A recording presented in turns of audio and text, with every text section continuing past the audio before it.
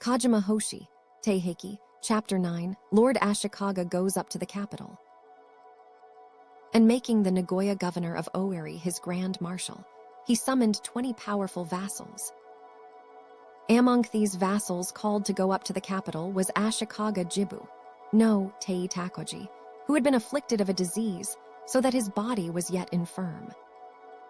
But notwithstanding, they summoned him again and again. Lord Ashikaga wasn't in his heart because of this thing, thinking, "Not for the space of 3 months have I mourned my father's death, nor yet are my grievous tears dried. Moreover, a disease smites my body, such as will not let me rest from suffering. How distasteful it is, that still they summon me to a war of chastisement. It is said that the great are brought down with the passing of time, and the lowly are exalted. Yet Takatoki is but a descendant of HDJ 6 Shiro Takamasa, whose clan long ago came down among the commoners, while I am of the generations of the house of Genji, which left the imperial family not long since. Surely it is meet that Takatoki should be my vassal, instead of contemptuously the Taiheiki handing down orders such as these. If he requires this thing of me another time, I shall take all my kinsmen toward the capital, and shall join myself to the cause of the former sovereign, that by attacking and destroying Rokuhara, I may decide the fate of my family." So he thought, while no man knew aught thereof. Not dreaming of such a thing, the Sagami lay monk twice in one day sent a messenger, Kyudei Seaman no, J6, to urge Takauji, saying, "Wees it that you delay to go to the capital?" Lord Ashikaga in no wise turned away his face from Kyudei, but answered him, saying, "I shall go up very soon," for in his heart he was resolved to rebel. And joining Naito Day, he made ready to depart. Now there came men to Kamakura, saying, "Not only will Lord Ashikaga lead his kinsmen and retainers toward the capital, but also he will take his women, with the infant lords his sons." Wherefore, with unquiet heart, the lay monk Nagasaki Enki went hastily to the Sagami lay monk. "Can it be true that Lord Ashikaga takes his wife and young lords to the capital?" he said. "This is a most suspicious thing. At such a time as the present, we must watch even those bound to your family by close ties. Moreover, Lord Ashikaga is a noble of the Genji, who may perhaps nourish a plan in his breast, for many years have elapsed since the Minamoto became without influence in the realm. In another country, the military rulers assembled their great vassals in times of disorder, killed sacrificial victims, sipped blood, and covenanted together not to be false. Even such a thing is the written pledge of our day. Likewise, there have been men who have given up their sons as hostages, that none might look upon them with doubtful or call them treacherous. Was not Shimizuno, Kanya, the son of Lord Kaizo, sent to the Grand Marshal Yoritomo? Since there are these precedents, I believe that you must by all means detain the son and wife of Lord Ashikaga in Kamakura, and you must prevail upon him to write a pledge. To Yoritomo's cousin and rival, Minamoto no Yashinaka, 1,150, 1,184. Perhaps the Sagami lay monk thought that it ought to be so. For quickly he sent a messenger to Lord Ashikaga, saying, "Since the eastern provinces are tranquil, it will be well to leave your young sons to abide in Kamakura, so that your heart can be at ease concerning them. Likewise, I venture to ask you to leave a written pledge, such as will dispel the doubts of certain persons, though indeed there can be no lack of trust between you and me, since our two houses are as closely united as a fish and water, and moreover you are akin to Akahashi Sdishi * by marriage." When Lord Hidbu no Tei had considered a while, he said, "By no means is it for your own profit that you plan this great thing. Your purpose is to punish wickedness in heaven's stead, and to beat down unrighteousness for his majesty's sake. Moreover, there is a saying, the gods do not recognize pledges. Though you set down the words of a pledge deceitfully, will not the Buddhas and gods protect your loyal resolve? Do not vex your heart, that you leave your sons and wife to dwell in Kamakura, for it is a small matter alongside a great one. Let a few retainers abide with the young lords to carry them away and hide them in time off-borough, and do not fear for your lady while Lord Akahashi lives. It is indeed said, in great undertakings one does not consider trivial things. There can be no delay in such a matter as this. By all means agree to the words of the Sagami lay monk, so that he may eye you no longer, and go up to the capital to begin your devisings. So spoke, and bowing before his logic, Lord Ashikaga left his son Master Senjue in Kamakura, together with his wife, the younger sister of Akahashi SD Shah. Moreover, he delivered a written pledge to the Sagami lay monk, a Hojo, the brother of Takauji's wife, degrees from the Shichai. The Taiheiki the lay monk doubted Takauji no more, but rejoicing greatly called him into his presence and praised him many times. There is a white banner roost by the generations of your ancestors, he said, a rare treasure handed down to the heads of the family from the time of Lord Hachiman. At length the nun of the second rank received it, the widow of Lord Yoritomo, registered so that it came to rest in this house. Truly, it is a rare treasure, yet it is of no use to another family. I shall bring it forward as a farewell present on this occasion. Let it be held aloft while you beat down the rebels. He put the banner into a bag of brocade, and himself presented it to Takauji. He gave him 10 horses of his own breeding, saddled with silver mounted saddles, saying, use one of them when you have need of a fresh horse. And likewise he gave him 10 suits of armor with silver trimmings, and a sword trimmed with gold. Lord Ashikaga and his brother went forth from Kamakura on the 27th day of the 3rd month of the 3rd year of Genkei. With them rode 30, 2 of their kinsmen, Kira, Yusugi, Nikki, Hasakawa, Imagawa, Arakawa, and Theodores, and 43 allies of high estate, altogether more than 3,000 horsemen. And Takauji, appointed to be the grand marshal of the host attacking the rebels from the front, came to the capital on the 16th day of the 4th month, 3 days before Nagoya, Takia the governor of Ōwari. The attack on Yamazaki and the Battle of Kaganawate.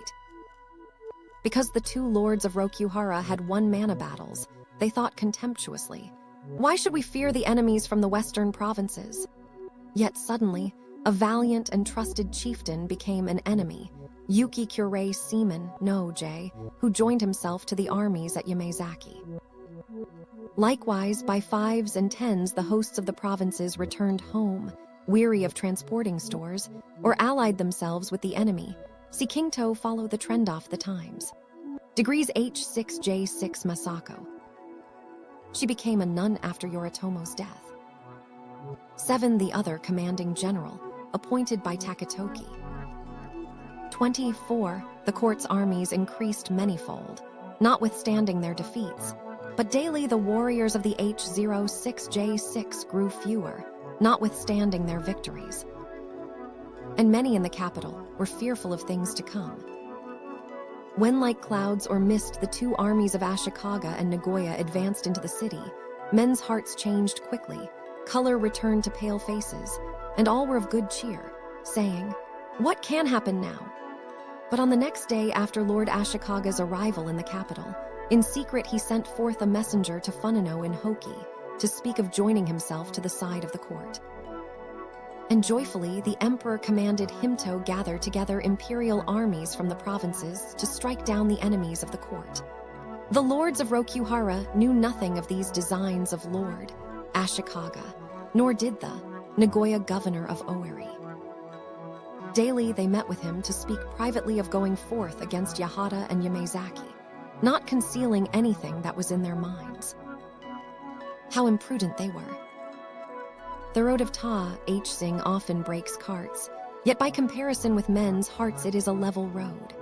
The water of Wu, H-sha often upsets boats, yet by comparison with men's hearts it is a peaceful stream.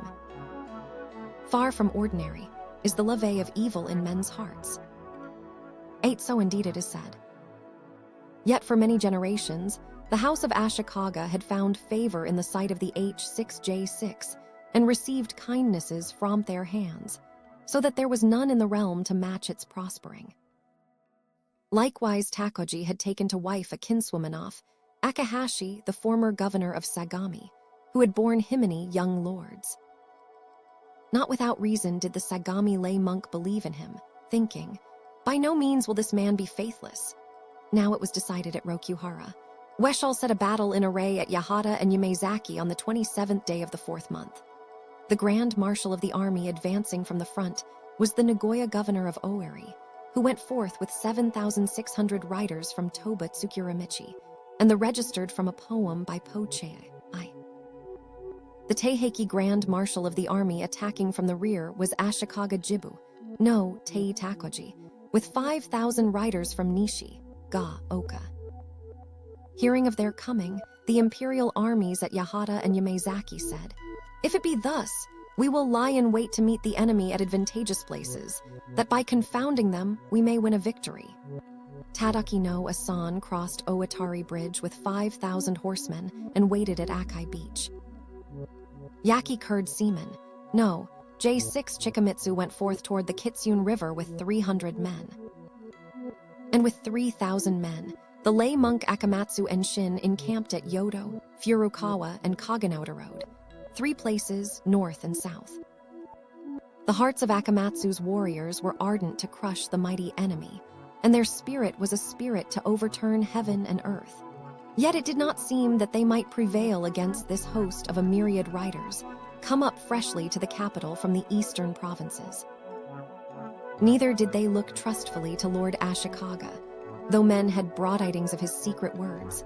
But, fearful lest he deal treacherously with them, they sent the Bauman Lesser Marshal Tadamasa toward Iwakura with 500 or 600 outlaws of Terudo and Nishi, Ga, Oka. Meanwhile, in the capital, men said, "Before the night lightened, Lord Ashikaga went forth from the city, he who is the Grand Marshal of the army attacking from behind." And the Nagoya governor of Ōeri, the Grand Marshal of the army in front, was disquieted by these tidings, thinking, "I have let him go ahead of me." He rode into the deep mud of Kaganawate, where no horse's feet could stand, and made speed to go forward. This governor of Ōeri, a fiery young warrior, had planned from the beginning, "In the coming battle I will amaze men's eyes and ears, that my name may be great in the land." Splendid to behold was his mount when he set forth on that day, and likewise his armor, and even the badge whereby men might know him. All his body was covered closely with purple, threaded armor garnished abundantly with metal, worn over garments of crimson flowered damask. Anthus silver, studded 5, flap helmet pushed back on his head registered bore a sun and moon carved on its wings in open. Work of degrees, it was a sign of bravery to push one's helmet back so that it did not protect the head. Gold and silver. Sheathed in a scabbard of gold hung his gold-handled sword Anamaru, a treasure of the generations of his house, together with another sword more than 3 feet long, while high on his back he carried a Quivrov 30, 6 arrows feathered with black, striped feathers. His horse was a stout and muscular golden bay, saddled with a lacquered saddle whereon 3 parasols were inlaid in precious metal, and he was fitted out with vermilion lines and long thick tassels. Truly this was a warrior marvelous to behold, shining in the light of the morning sun. Because it was the way of this warrior to ride in advance of his army, he galloped boldly forward alone, whereupon there was no enemy but thought, "Assuredly is this the Grand Marshal of the army approaching from the front today." By his horse and armor they knew him, and by his manner of going forth to give battle. They turned away their eyes from the common warriors with him, drew away in this place and attacked in that place, and thoughtenly of smiting this one man. Yet no arrow drove through Nagoya's stout armor, nor did Hefel to cut down the foes who approached, since he was a man skilled in the wielding of forged weapons. And the Myriadsov, the imperial armies shrank before his might, wavering as if to run away. Now there was a kinsman of Akamatsu called Seo Seaman Sabure Nori. One hauled fly arrows rapidly from a strong bow, and was versed in the fighting ways of outlaws and the secrets of Cho Hc and Kung. Stripping off his armor, Nori took his way between rice fields and through thickets in the guise of a foot archer, crawled near the Grand Marshal behind a high path, and waited to shoot an arrow. Meanwhile, the governor of Ōeri drove back the enemy on 3 sides, wiped the blood from Onamaru with his badge, and stood fanning himself, not dreaming of such a thing. But when Nori had drawn closer and closer with his bow aimed, at last he pulled back the string to release the singing arrow. Nor did that arrow stray from its mark, but struck the governor of Ōeri in the middle of the forehead, just at the edge of his helmet. It smashed his brains, shattered his bones, and came forth whitely at the tip of his neck degrees, apparently a Chinese military rider. Nothing is known of him. The Taiheiki bone. And the mighty general's limbs fainted, so that he fell down from off his horse head first. Nori beat upon his quiver, shouting aloud, "With but a single arrow have I struck and killed the Nagoya governor of Ōeri, a grand marshal off the attackers. Follow me." Then, from 3 directions, the wavering imperial armies rode shouting mightily against the 7,000 followers of the governor of Ōeri, who fell back in confusion. Some among these came against to die in battle, thinking, "Where shall we turn, now that our grand marshal is smitten?" While others galloped their horses into deep paddy fields, where they took their own lives. And the bodies of the slain filled the road from the Kitsune River to the houses of Toba, more than 6,000 yards distant. Lord Ashikaga crosses beyond O Mountain. In this manner, did the attackers in front set the battle in array at the hour of the dragon on that morning. The dust from their horses' feet rose up on the east and west, and heaven and earth were seized with trembling by the sound off their battle cries. Yet Lord Ashikaga, the grand marshal of the attackers in the rear, feasted with wine on the left bank of the Katsura River. When several hours had passed, there came men saying, "The attackers are defeated in the fighting in the front, and their grand marshal slain." "TF it be thus," said Lord Ashikaga, "let us cross beyond the mountains." And all his warriors mounted their horses to hasten westward toward Shinamura on the Tamba Road, far away from Yamazaki. Now in the division of forces, 2 men had been joined to the attackers of the rear, Nakajiri Jar 6 of the province of Bizen and Nuka Shirai of the province of Setsu. At the foot of O Mountain, Nakajiri Jirai rode up above the road and called out to Nuka Shiro, saying, "Ts it not strange." Although a battle raged furiously in front from the hour of the dragon on, the attackers of the rear took their ease on the grass, feasting with wine for many hours. And when at last 240, 5 men came saying that Lord Nagoya was struck down, Lord Ashikaga spurred his horse toward the Tamba Road. Assuredly he devises a wicked thing. If it be thus, how far shall we follow him? Let us turn back here 2 bear tidings to the lords of Rokuhara. So he spoke, and Nuka Shirai answered him, saying, "Well said." Though I also marveled at these things in my heart, I thought, perhaps he has devised a stratagem of some kind. But it is indeed impossible to be at ease, now that we have turned aside from today's battle. Lord Ashikaga has become our enemy. Yet I think that I will shoot an arrow before Jay turn back. It would be cowardly simply to go away. He drew forth an arrow from the middle of his quiver, arranged it along the string, and Mataraditto galloped furiously in front of Lord Ashikaga's warriors. But Nakajiri restrained him, saying, "Are your wits disordered? Do you seek Todi, a dog's death, that you would attack the mighty host with our 20 or 30 riders? It is better to do nothing than to become known to men by a foolish act. If we turn back safely, preserving our lives for battles to come, we will always be remembered as men who understood the meaning of loyalty." So he spoke, and perhaps Nuka thought that it ought to be so, for he indeed turned back his horse at O Mountain to return to Rokuhara with Nakajiri. When these 2 galloped up and spoke of what had passed, the lords of Rokuhara were as men hopeful rain dripping through the branches of a trusted tree. The Nagoya governor of Ōeri, their shield and halberd, was dead, and Lord Ashikaga was become an enemy of whom they had thoughten close. Friendship, the heart of this man will never be false.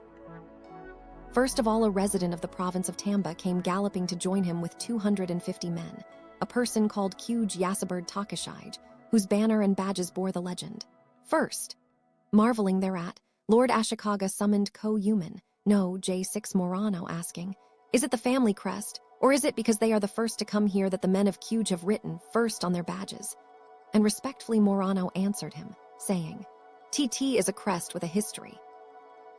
When the Grand Marshal Yoritomo raised his banner at Doi no Sujiyama, Takashi's ancestor Kyuj Jiro Shigemitsu, a resident of the province of Musashi, was the first to gallop to join him.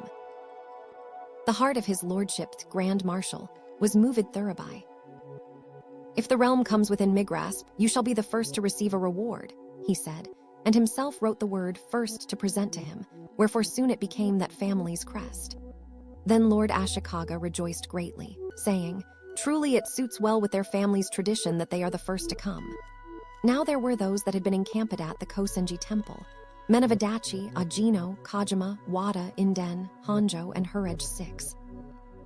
These crossed over from Tamba into Wakasa to attack the capital from the Hokurikyudo road, saying, "Let us not be ruled by another."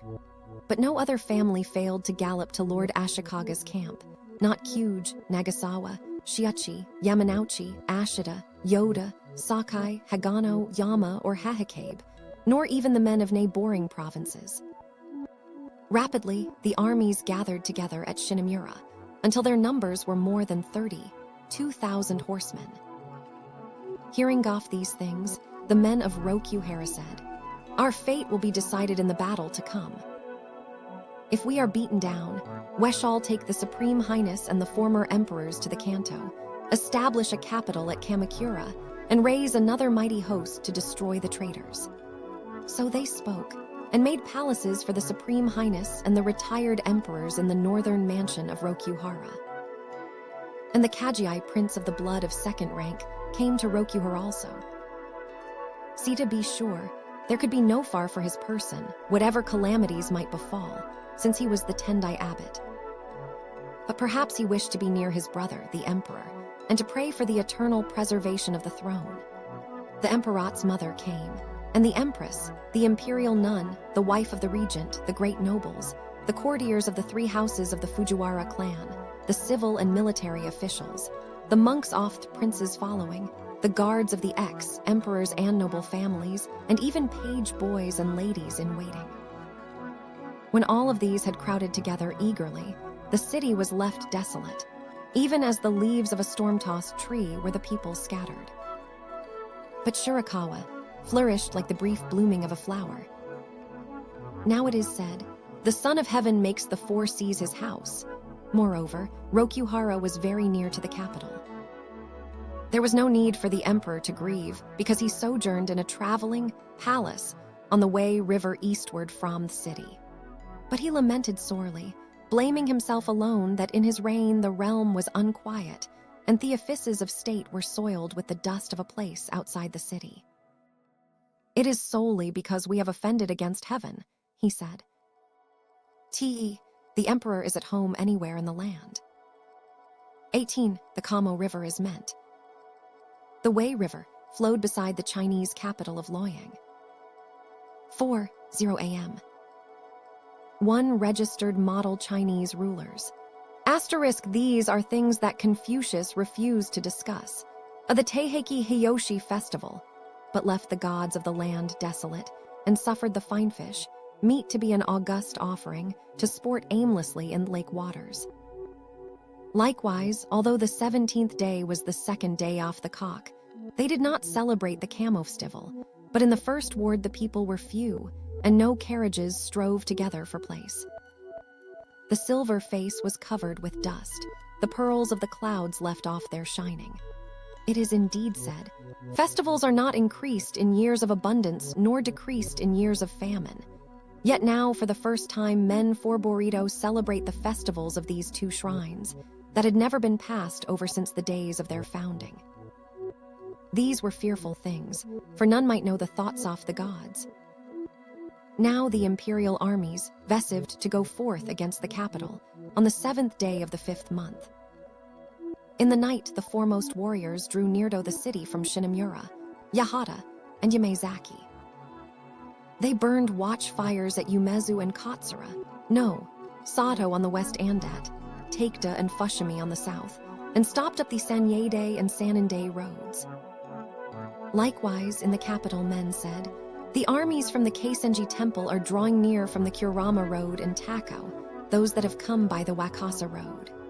The Taisende Road alone was open, yet the hearts of the mountain gate were rebellious as before, and Sita too was-like to be closed up. As birds in a cage were the warriors of Rokuhara, as fish in a net. Although their faces were valiant, their hearts fainted within them, for there was no way whereby they might escape. It is said, when there were 3 men in a household, the Farinjing army of Yianin took one of them.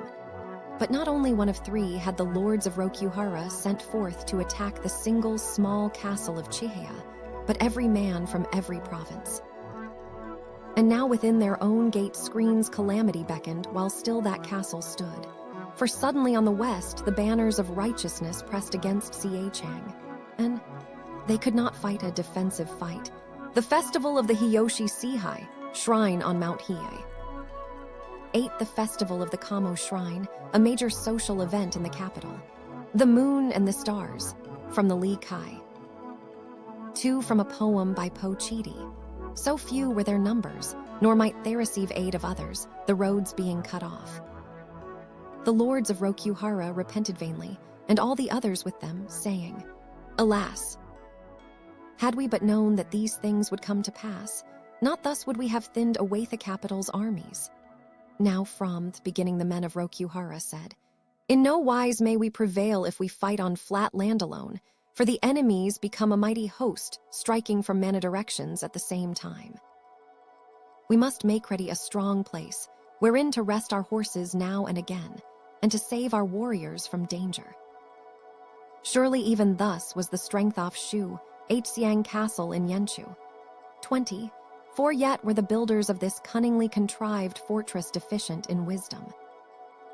For those men fell down Horlied on steepness of Chin, Ko Peak, because the root was not deep or the foundation firm, and those men fled hot-rusted to the depth of Tung, Tying Lake, because the people were not cherished, nor was the state governed justly.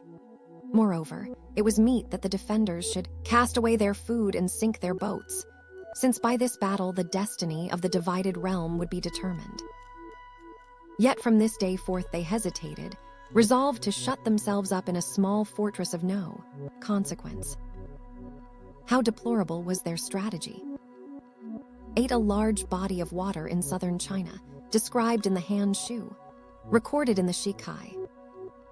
The Taiheiki Takauji offers up a petition at Shinomura Hachiman Shrine. Hachiman Shrine at the hour of the tiger on the 7th day of the 5th month, Ashikaga Jibu, no, Titeya Takauji led forth more than 25,000 horsemen from Shinomura Post Station.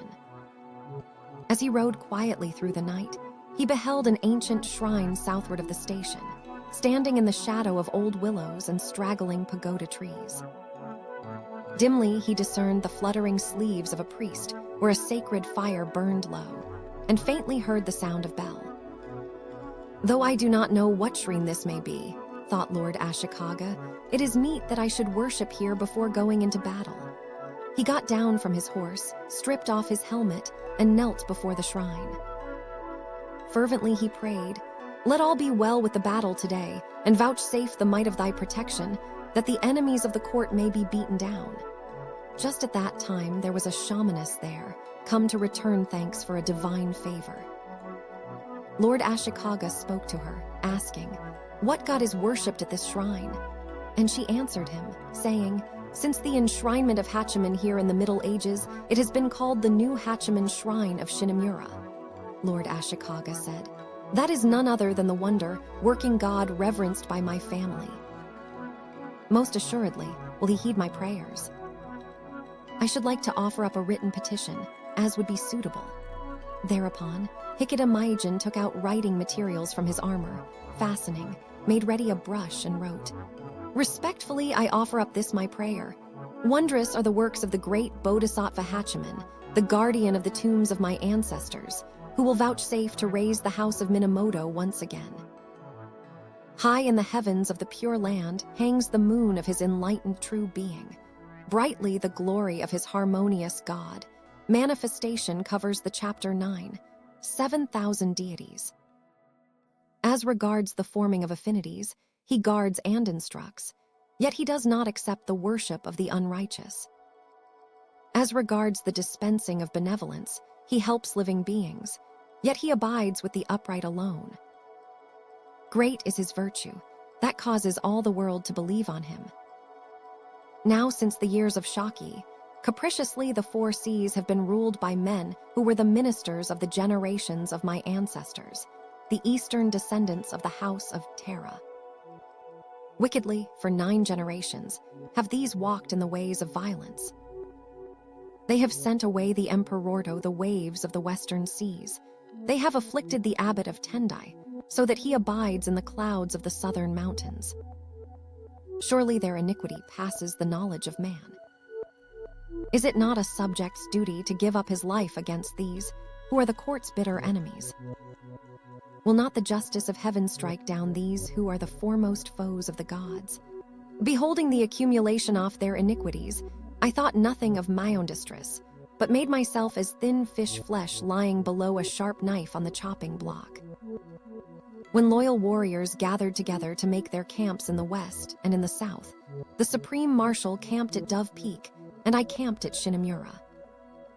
So the 2 of us have dwelt within the shadow of Hachiman's shrine fence, and together we go forth beneath his protection. Consorting together as a box with its lid, how can Weffel to smite the enemy? To the divine promise I raise up my eyes, which blesses the generations of emperors with peace and protection. Nor shall my courage waver sooner than sweatshawls start forth from the body of a stone horse.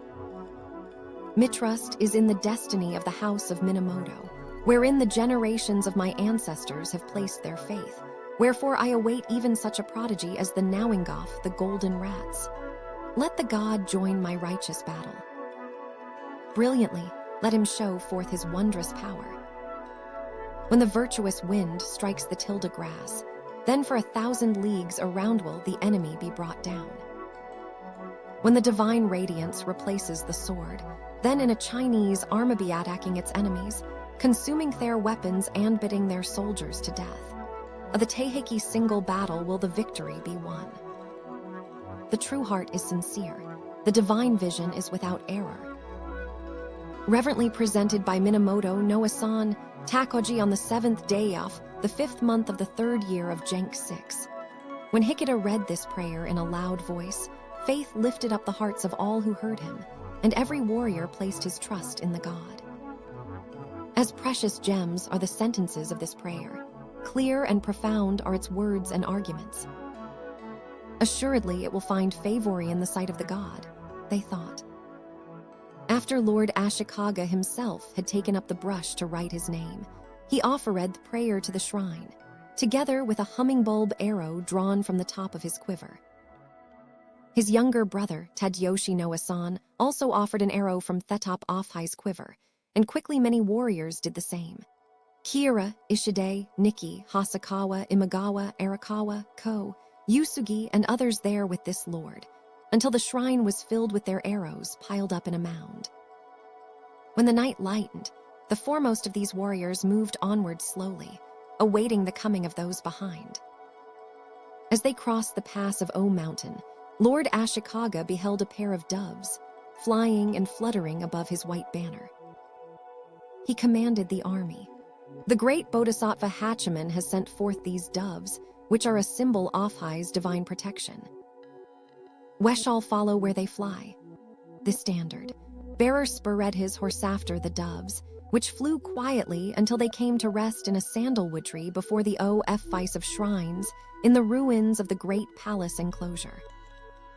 Then the imperial army galloped forward toward Achino, their hearts stirred up to valor by this auspicious omen, and in parties of 5 and 10, enemy horsemen rolled up their banners and stripped off their helmets to surrender. Wherefore, when Lord Ashikaga passed beside the racecourse of the proximate guards of the right, he led 50,000 horsemen, although he had gone forth from Shinomura with but 20,000. The attack on Rokuhara. Now the lords of Rokuhara divided their 60,000 horsemen into 3 parties. One was set before the office of shrines to oppose Lord Ashikaga, one was sent toward the eastern temple to oppose Akamatsu, and one was sent toward Fushimi, to render aid to Takeda and Fushimi, where Lord Chigusa drew near. At the beginning of the Hour of the Snake, the attackers set the battle in array in the front and the rear, both at the same time. Dust from their horses' feet rose upon the north and the south. Heaven and earth echoed with the sound of their battle cries. The defenders at Achino were Sayama and Kono, sent there with 20,000 valiant chiefs. The imperial hosts could not gallop in easily, yet neither might the defenders gallop out easily. Wherefore both of these abode in their places, passing the time with shooting arrows. But soon from within the imperial army, there emerged a single rider, wearing a lavender mantle over reddish-yellow armor shading to white toward the skirt. He galloped in front of the enemy, naming his name with a mighty shouting. Since I am a person of no consequence, it may be that no man of you will know my name. A retainer of Lord Ashikaga am I, Shidara Gord Seaman, no. J. If there is a retainer of the lords of Rokuhara that will fight against me, let him gallop forth to behold the degree of Miskil. So he spoke, and drew a sword 3.5 feet long, raising it up in front of his helmet as a protection against arrows. And the 2 armies left off their fighting to gaze upon this man, whose warlike spirit was as that of one worthy to stand against 1,000. Thereupon an old warrior of around 50 years advanced slowly from the army of Rokuhara, clad in black, threaded armor, and a helmet with 5 flaps. He rode a pale chestnut horse, decked with blue tassels. And with a mighty shouting, he named his name. Though I am a stupid man, for many years he served as a commissioner of the military government. And though I am of low degree, and may not be a worthy enemy in your eyes, for perhaps you scorn me, thinking, he is but a monk, yet am I sprung from the Taiheiki, the house of the general Toshihito, a family that for many generations has followed the way of the warrior. Of the 17th of those generations am I, Seitei Genki, the monk of Iyo. Why should I cherish life in today's battle, which decides the fate offer 2 armies? If there be those who are spared, let them speak to their sons and grandsons of my loyal fighting. Ash spoke. These 2 galloped forward, and with clashing armor sleeves grappled together furiously until they fell down.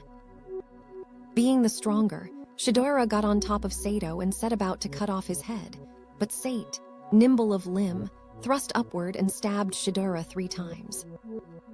Truly these were mighty men, that even in death did not relax their gripping hands, but pierced each one the other with their swords, and laid themselves down on the same pillow.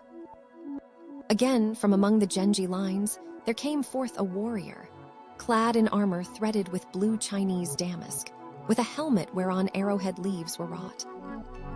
He drew out a sword 5 feet long, put it on his shoulder, and galloped his horse for 50 yards in front of the enemy. And with a mighty shout he named his name.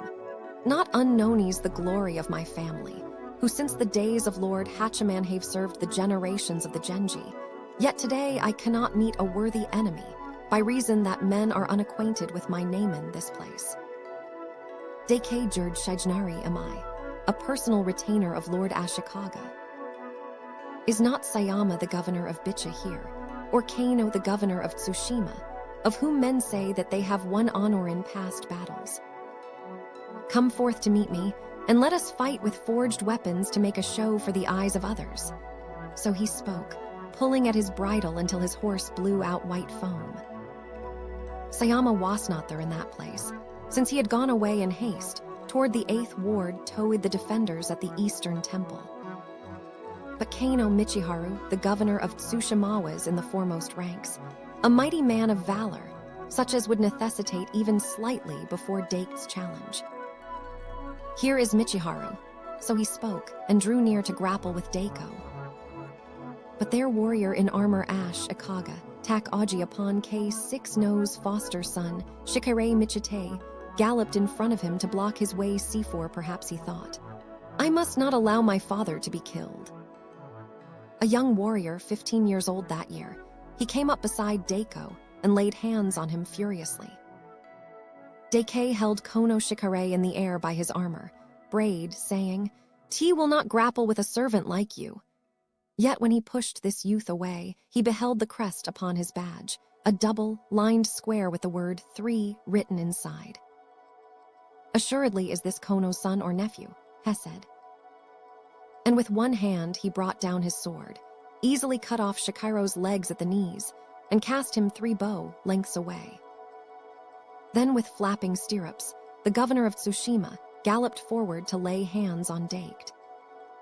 How might he cherish life, when his beloved foster son was slain before his eyes? Beholding Kono, his 300 retainers arose, shouting, "Do not allow our lord to be struck down." Likewise 1,000 Genji arose, shouting, "Do not allow Daiko to be struck down." And Minamoto and Terra came together in disorder, attacking and fighting with a mighty raising of dust.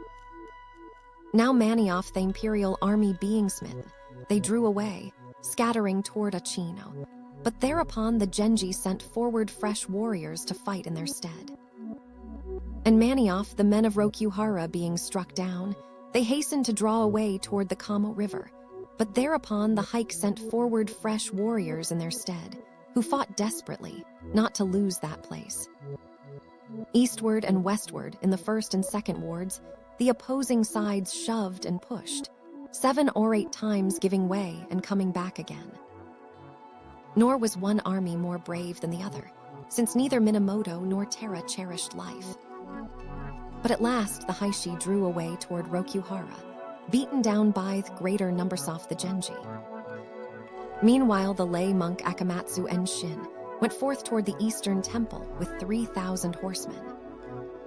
When these drew near to the temple's storied gate, Norisuke, the governor of Shinano, stood up in his stirrups, gazed to the left and right, and commanded, "Do some among you tear apart the obstacles at that gate." The Taiheiki, more than 300 eager warriors, got down from their horses and ran forward. Men of Uno, Kashiwabara, Seo, and Majima. But when these looked up on the castle, they beheld a wall stretching from the foundation of Rashiman Gate on the west to the 8th Ward River bed on the east, made of timbers from Yoshino and Yasu, no K6 Rai, 6, 7, 10, and 11 inches thick, plastered abundantly with mud.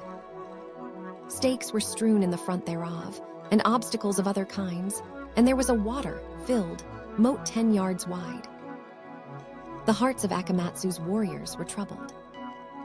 How might they plunge their bodies into the water, not knowing its depth? Or how might they cross over when the bridge was drawn back? Then flying down from his horse, Mega Magasaber 6 Nagamune of Haruma lowered his bow to try the deepness of the water. And the upper tip remained dry, where the bowstring was attached. "I am tall enough," thought Nagamune. He laid his 5-foot sword across his shoulder, put off his leather shoes, and plunged his body into the moat. Behold! The water did not rise above his breastplate. There was one Take Shichard following after Nagamune, a small man not 5 feet tall. With tranquil heart, this Shichard leaped down, thinking, "It is a shallow moat indeed," yet the water asked over his helmet. Looking back, Nagamune said, "Take hold of my armor braid and raise up your body." And Take Shichard stood on the belt of Mega's armor, climbed onto his shoulders, and jumped to the other side of the moat.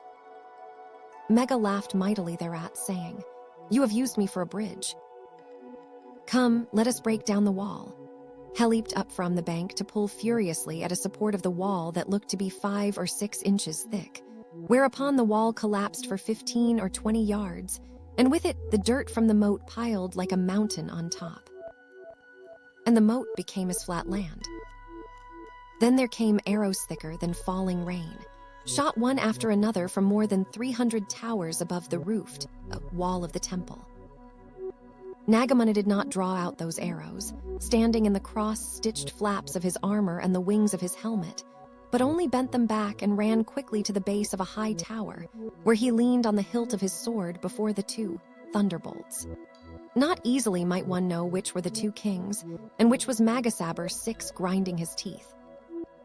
No, all the 10,000 warriors of Rokuhara joined together, they who stood at the eastern temple, and in the western part of the 8th ward, and at Hari and Karahashi.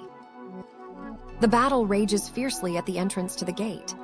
They clamored, hastening forth from Theast gate of the temple like rain-filled clouds billowing from the hills at dusk. Warriors of the imperial armies galloped against them, lest Mega and Take be struck down. Seyo Hidgo no Suk, Tokuhira Genta, Besho Rokered seamen and gored seamen, who looked neither to the left nor to the right, but gave battle furiously. Then the other 3,000 attackers, saying, "Do not let them be killed, my lords," drew their swords and galloped forward. The lay monk Akamatsu and Shin, his eldest son Norisuke the governor of Shinano, his second son Sadanori the governor of Chikuzan, his third son Sokuya the teacher of discipline, and the warriors of Majima, Kazuki, Kank, and Kinugasa. And they beat down the 10,000 men of Rokuhara in every direction, chasing them away toward the 7th wardriver bed. Likewise, the armies of Rokuhara were vanquished in the fighting at Taikta, and also at Kohata and Fushimi, for those that were left could not succeed where the foremost warriors had failed. They fled in disorder to the shelter of Rokuhara Castle, pursued by the victorious attackers on the four sides, 50,000 horsemen, who came together in one place from the 5th Ward Bridge to the 7th Ward River bed, surrounding Rokuhara with untold thousands and myriads of men. The eastward side alone they suffered to remain open, that they might divide the hearts of the enemy and bring them down easily. Soon Tadaki no Asan the Chigusa middle marshal spoke to his warriors, commanding, "The Taiheiki, assuredly will the besiegers of Chihaya come forth from thence to smite our rear, if we attack this castle with idle spirits after the usual manner of men. You must unite to bring it down quickly."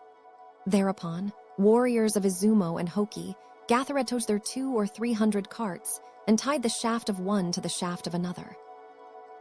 They demolished houses, piled up the pieces onto those carts high as a mountain, and brought them to the enemy towers.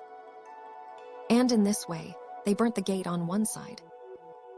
Then 300 followers of the Kajii prince, monks of the Jorimbo house and the Sheiji 6 BD house, clad in armor and helmets, went forth toward the 5th Ward Bridge from the north gate of the Jizo Hall. And by these few monks of Mount Hiei, more than 3,000 of the attackers were driven back, warriors of the Baman Lesser Marshal and the Tono sign of the law. But when the monks had pursued the enemy along the river bed for 350 yards, they turned back into the castle, by reason that their numbers were few, and they thought, "It will not be well to pursue them over a long distance." Now the wavering of the attackers' hearts was such that perhaps they must have fled, had all the hosts of Rokuhara come forth against them with united hearts. For although the defenders were not so many as the attackers, yet were they 20 or 30,000 horsemen. But may it not be that the good fortune of the military was ended, and their destruction was ordained? Even mighty men of valor among them were lacking in bravery, those who always had been honored by others. Even cunning archers did not bend back their bows, those who had been called matchless warriors. Vainly they gathered together in divers places, without spirit in all things save in making ready to fly. Those that behaved in this wise were all warriors, men covetous of glory and mindful of family. What of the Supreme Highness, the exemperors, the imperial nun, the empress, the regent's wife, the great nobles, the page boys, the page girls, and the ladies in waiting, whose eyes never before had gazed on battle? Stricken with terror by the sound of the battle cries, they despaired utterly, saying, "What is to be done now?" And beholding their distress, the 2 Chapter 9 lords of Rokuhara thought, "It is entirely natural," and were as though dazed, their spirits fainting within them. And the former emperors, now Kasuya, Saburo, Moneykis spoke a word to the lords of Rokuhara, saying, "1v1 have our warriors fled away, until we are not 1,000 horsemen, nor in any wise may we stand against the mighty host of the enemy. Since the enemy has not yet encompassed us about on the east, you must go forth toward the Kanto with the Supreme Highness and the former emperors, that again you may raise a mighty armito attack the capital. Your numbers will not be too few if you are accompanied by Sasaki Hogan Takanabu, he who now guards the bridge of Sita, nor will any in the land of Omer raise his hand against you while Takanabu is there. Assuredly will your road be safe, since I have not heard that there are enemies in Mino, Oweri, Mikawa, or Totomi. And if once you come to Kamakura, you may strike down the rebels easily. Pray consider whether it be not regrettable that the Supreme Highness and the former emperors must be shut up in this poor flatland castle, where great generals will die dishonorably by the swords of common fellows." So he spoke strongly, 2 or 3 times. Perhaps the 2 lords of Rokuhara thought that it ought to be so, for they resolved, "I.e. it be thus, we shall send forth the imperial none secretly, and the empress and the regent's wife, and the other women and children. When they are gone, with tranquil hearts we shall break through in one place to escape.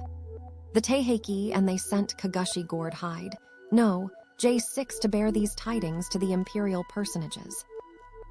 Thereupon, the emperor's mother went forth blindly with naked feet, and likewise the empress, the imperial nun, the regent's wife, and ladies in waiting of all degrees.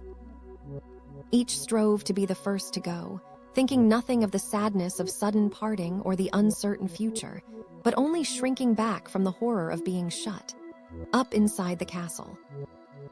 It was quite like a dream of the past, as though spring blossoms in the Golden Valley garden registered were scattering in the mists of the 4 directions, seduced by the morning wind. Now to his wife Nakatoki, the governor of Echigo spoke a word, saying, "Heretofore I had thought to keep you with me always, even were I perchance to go forth from the capital. Yet I do not believe that it will be easy to escape to the Kantei, since men say that the enemy block up the roads on all sides. No harm will come to you who are a woman, and likewise Matsuji registered is still an infant, so that the enemy will not know his lineage, even should they find him. You must go forth secretly in the darkness, hide yourself in a remote place, and wait a while until the world is quiet. If I come to the Kantei in safety, I shall send men to fetch you quickly. If you should hear that I have perished on the way, you must find another husband, raise up Matsuji, and make him a monk when he reaches the age of understanding, that he may offer prayers on my behalf." So he spoke with fainting spirit, weeping where he stood. The lady held his armor, sleeve, lamenting and weeping. "Why do you speak these heartless words?" she said. "If I wandered in strange places today with the child, would not all men think, she is the kinswoman of one who has foaled? And if I were to ask for shelter among our past acquaintance, I would be sought out and put to shame by the enemy, while the child would perish. How bitter that would be! If there is to be an undreamt of happening on the way, let me die with you there." Even for a time fleeting as a famous Chinese garden of the Qin dynasty, AP 260-419. Copyright his son. Drop of dew in an autumn nalgil, I do not wish to linger abandoned beneath a tree which offers no shelter. So she spoke, nor could the governor of Echigo bar the grievous parting. Though his heart was the heart of a warrior, he was not made off stone or wood. So for a long time had hurried in that place. There follows a famous parallel from Chinese history. In ancient days, Cao Tzu of Han and H. Xiang Yi of Chu strove together more than 70 times, until at last H. Xiang Yi, encompassed about by Cao Tzu, resolved to die at dawn. Hearing the warriors of Han on all sides, how they sang songs of Chu, registered *H. Xiang Yi went into his tent to recite a verse to his consort Lady Yi, afflicted in his heart by the sorrow of parting. Mistrength plucked up mountains, mispirit encompassed the world. The times are against me, Chu registered, will not run. If Chiu will not run, what can I do? Yui, yeah, what will become of you? As Hsiang Ye lamented and wept, Lady Ye fell on a sword and died before him, unable to endure her grief. In the fighting on the next day, with 28 riders, Hsiang Ye beat down the 400,000 riders of Han, and himself took the heads of 3 generals. Then he spoke a word to those of his warriors who yet lived, saying, "Not through Wantof's skill in battle have I been destroyed be Kaotsu of Han. Heaven has destroyed me." So he spoke, knowing his fate, and at last took his life by Wu Qiang. End of parallel. Because the warriors of Rokuhara held these things in their minds, there was none of them but wept, thinking, "It is even so today." Soon the lord of the south compound of Rokuhara, Sakin Shojin Takamasu, went forth to attend in front of the emperor. He rode a Han stratagem designed to make Hsiang Yi believe that there was a major rebellion against him in Chu, and to undermine the morale of his soldiers. 83 his horse. The Taiheiki his horse up to the middle gate of the Lord of the North, Nakatoki the governor of Echigo, saying, "The Supreme Highness has mounted a horse from the imperial stables. Wheeze it that you linger here," and speaking he rode away. Nakatoki could not but put away the wife and child clinging to his armor sleeve. Mounting his horse from the veranda, he went out eastward through the north gate, while tearfully these who were left behind made their farewells, and wandered forth through the east gate. From afar the sound of their lamenting fell grievously upon his ears as they departed weeping, so that the road grew dark before him, and he suffered the horse to take its own way. Though Nakatoki and his lady knew it not, it was their last farewell. How sad it was. Looking back when they were 17 or 1800 yards distant, those hoffled with the emperor beheld flames and a great cloud of smoke, where already the enemy burned the houses of Rokuhara. Moreover, when they came to Kyuzumeji in the impenetrable darkness sit, being a night of the 5th month rainy season, outlaws waited there in great numbers to shoot arrows from the 10 directions. Sakin Shojin Takamasu fell down from off his horse head first, smitten in the neck bone. And when Kasuya Shichard got down and pulled out the arrow, Takamasu perished instantly.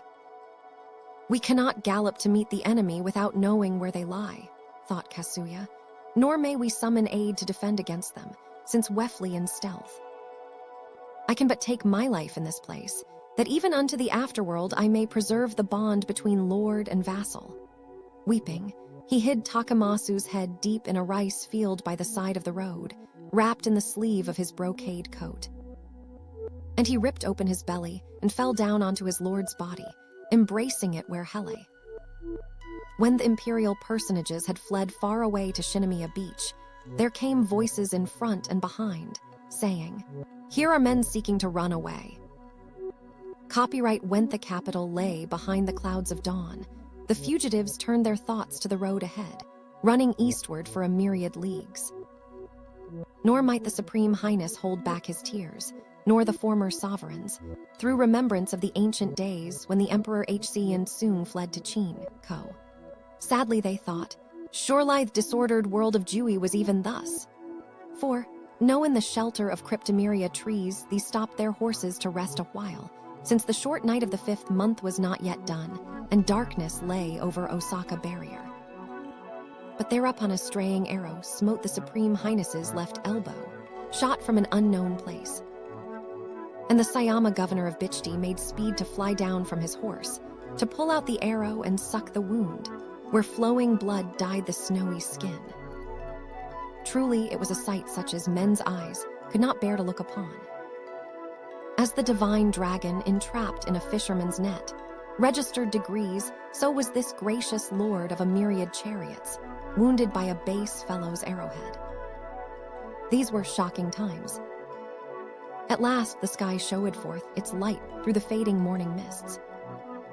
Yet when those who fled gazed across to the northern hills, sorely affrighted they beheld 500 or 600 men resembling outlaws in appearance, who waited eagerly with shields and arrowheads in readiness. Now there was one Nakajiri, Yahachi, serving in the front of the imperial party, a resident of the province of Bizen.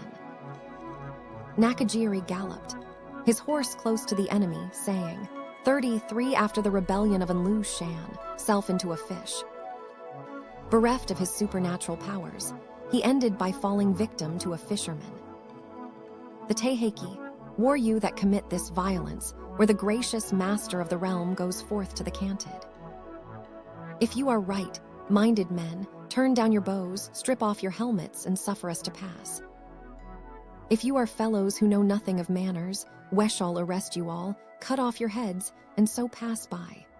The outlaws laughed loudly, saying, We cannot suffer any man to pass who flees in distress, whatever master of the realm he may be. If he would go on his way without hindrance, let him leave behind the horses and armor off his warriors, whereupon he may flee with a tranquil heart. So they spoke, and shouted a battle cry all together.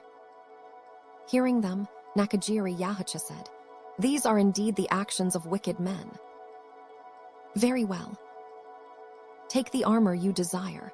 Antai's 6 retainers galloped forward neck by neck. Like scattered spiderlings, the rapacious outlaws ran away on all sides, while in 6 directions, the 6 pursued them for several thousand yards. Perhaps because Yahachi himself pursued too far, it came about that more than 20 outlaws turned to surround him. In no wise discomfited, Yahachi galloped alongside the chief of the enemies to grapple with him furiously, so that abruptly they too fell between their horses and tumbled down 40 or 50 feet from the top of a high bank, rolling over and over. Into a deep rice field they rolled, yet neither man let go his hold. Being on the bottom, Nakajiri sought his dagger to strike an upward blow, but only the scabbard met his hand, since doubtless the dagger had slipped away as he fell. The outlaw mounted up onto Nakajiri's breastplate and caught hold of his side hair, ready to cut off his head. Yet firmly Nakajiri gripped his weapon and held his forearm, saying, Listen a moment while I speak a word. Do not fear me now that my dagger is gone. Though did it but remain to me, I would certainly overturn you and fight to win a victory. Likewise, do not think that any man will help me befalling upon you from above, for no friend follows me. Beyond doubt you may strike me down. Yet by no means would it test your skill to take my head, nor would you gain renown therefrom. I am not a famous warrior.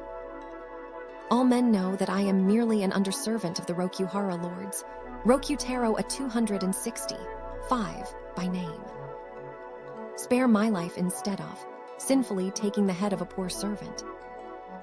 A place is known to me where 6,000 can of the Rokuhara lords' money lies buried. Joyfully will I lead you there to make your own. May it not that the outlaw believed his words. He put back his sword into its scabbard, raised up Nakajiri from underneath him, and spared his life. Moreover, he gave him presents of divers kinds, and offered him wine to drink. When the outlaw had brought Yahachi to the capital, Yahachi went with him to the burned ruins of Rokuhara. But I, thereupon, Yahachi said, Assuredly someone before us has dug up the money buried in this place. I sought to profit you, but your earlobes are too thin. So he mocked at him, and went back laughing loudly. Now the way having been cleared by Nakajiri's cunning, the Supreme Highness's party came to Shinohara Post Station on that day. There they sought out a shabby litter of plaited bamboo, and as litter bearers the warriors on foot served before and behind His Majesty. Thus far the Tendai abbot, the Kajii prince of the blood of second rank, had journeyed together with the emperor. But in his heart this prince thought, the road ahead is by no means safe. I would that I might hide a while in any place whatever. Who among my disciples are present? He asked. And one answered him, saying, No monk of consequence is here, save only the middle cown. Seller and monk Governor Kaishe and the abbot Jash 6 of second rank. Perhaps the others have remained behind, wounded in last night's fighting on the way, or perhaps they have changed their hearts and run away. Thereupon the prince made his farewells and went forth toward Ise, thinking, Indeed, It will be impossible to travel the long distance to the Kanto. Naothai's prince bestowed his horses upon the station master of Shinohara, resolved to take his way toward Ise on foot. The Taiheiki even were things snowed as they are, he thought. Assuredly would I fare ill if with well-fed horses and silver, mounted saddles I sought to cross over Suzuka Mountain, where robbers consort together in great numbers. Yet none who saw him could fail to think, aha, Hai's certainly a fugitive. He moved forward with uncertain steps, clad in a long robe of strong silk and unlined footgear made of the leaves of the beetle palm, while beside him walked the monk governor Kaideshe, wearing a black robe over garments of figured damask, with a crystal rosary in his hand. But may it not be that the king of the mountain asterisk protected him? For he came upon woodcutters on mountain trails and encountered grass mowers on field paths, who brought him over Suzuka Mountain by pulling his hands and pushing his hips. In this way he Kamido Issei's shrine, to place all his faith in the sympathetic priests thereof, who hid him away for more than 30 days, heedless of their bodies' danger. When the capital was becoming a little more peaceful, he returned and lived in retirement for 3 or 4 years at a place called the Byakugan Cloister. The suicide of Nakatoki and his warriors. Now it was proclaimed abroad that the lords of Rokuhara were fleeing toward the Kantei, beaten down in the fighting at the capital. Wherefore in a single night 2,000 or 3,000 mountain brigands, robbers and outlaws galloped together. Men from Ataka, Shinohara, Hinatsu, Oiso, Echigawa, Ono, Yanjikianen, Surabari, Bamba, Kinugasa, and Kashiwabara, and from the base of Ibuki Mountain and the reaches of the Suzuka River. They made the 5th princely son of the former emperor their Grand Marshal Chi, who had renounced the world to live in seclusion at the foot of Ibuki, raised a banner of brocade, and waited eagerly at the most advantageous place on the Taisendei Road, climbing to the tops of hills on both sides of the narrow track. When the night lightened, Nakatoki, the governor of Echigo, brought the emperor deep into the mountains beyond Shinohara Station. And he himself followed in back of the imperialator. As Kasuya Madito go through Bambapas, the thousands off the enemy waited eagerly with the road between them, their shields lined up in a continuous surface and their arrowheads in readiness. Assuredly, they are evil men from this and other provinces, said Kasuya, come Tojther to strip away the armor off those who he. In no wise will they fight with determination, if we smite them furiously to drive them back. Let us gallop forward and chase them away. So he spoke, and his 36 riders galloped forward neck by neck. They chased back the foremost outlaws to the peaks beyond. 500 men, who ran away to join the second line. And thus Kasuya won a victory. Doubtless there will be no further trouble, he thought. But when the morning mists faded, on the road ahead Kasuya beheld a brocade banner fluttering in the wind from the peaks, where 5,000 or 6,000 warriors waited eagerly behind steep places. He stood without moving, his spirit fainting before the sight of the great host of the enemy's second line. He could not gallop forward again to break them down, since men and horses were wearied, and the enemy were lodged among cliffs. Nor might he draw near to fight with arrows, since his arrows were shot away, and the enemy were very many. Truly in no wise did it seem that he might prevail. And therefore he and his warriors got down from off their horses beside a crossroads temple at the foot of a mountain to wait for those who came behind. Naoto, the governor of Echigo, came menacing, there he's fighting ahead, and Nakatoki galloped thither, spurring his mount. Then Kasuya Saburo spoke a word to Nakatoki, saying, "O the Taiheiki, well is it said, it is shameful for a wielder of bow and arrow not to die when death is proper. Though it had been fitting for us to perish in the capital, we fled away to this place, cherishing a day of life. Now we're fallen into the hands of contemptible rustics and bumpkins, who will expose our corpses to the dew on the road. Paragrete Belitis. If the enemy were in no other place than this, by fierce fighting we might drive them back and pass on. But by no means will the rebellious Toki family fail to block our way in the province of Mino. Nor will the Kira forbear to come forth against us, since men say that they have refused mana calls to duty and have built a stronghold in the province of Totomi. Not with a host of a myriad riders might we strike down such enemies as those. Yet we are not a great host, but only a few men running away. We and our horses are wearied, nor is our strength such as might shoot a single arrow truly. How far may we Hapido flee? When Sasaki comes up from behind, you must go back into the province of Omi, shut yourself up for a time in a suitable castle, and wait for an army to come to the capital from the Kanto. So he spoke, and Nakatoki, the governor of Echigo, said, "Even such is my belief. Yet I place but little trust in Sasaki, who perchance devises a treacherous thing. Therefore, I would know the minds of all who are here, since we can neither go forward nor retreat. Howbeit, let us stop a while at this temple, that before deciding we may see if Takanabu will come." So he spoke, and all his 500 warriors got down from their horses in the temple compound. Now with 300 riders, Sasaki, Hogan Takanabu, was following a league behind the governor of Echigo.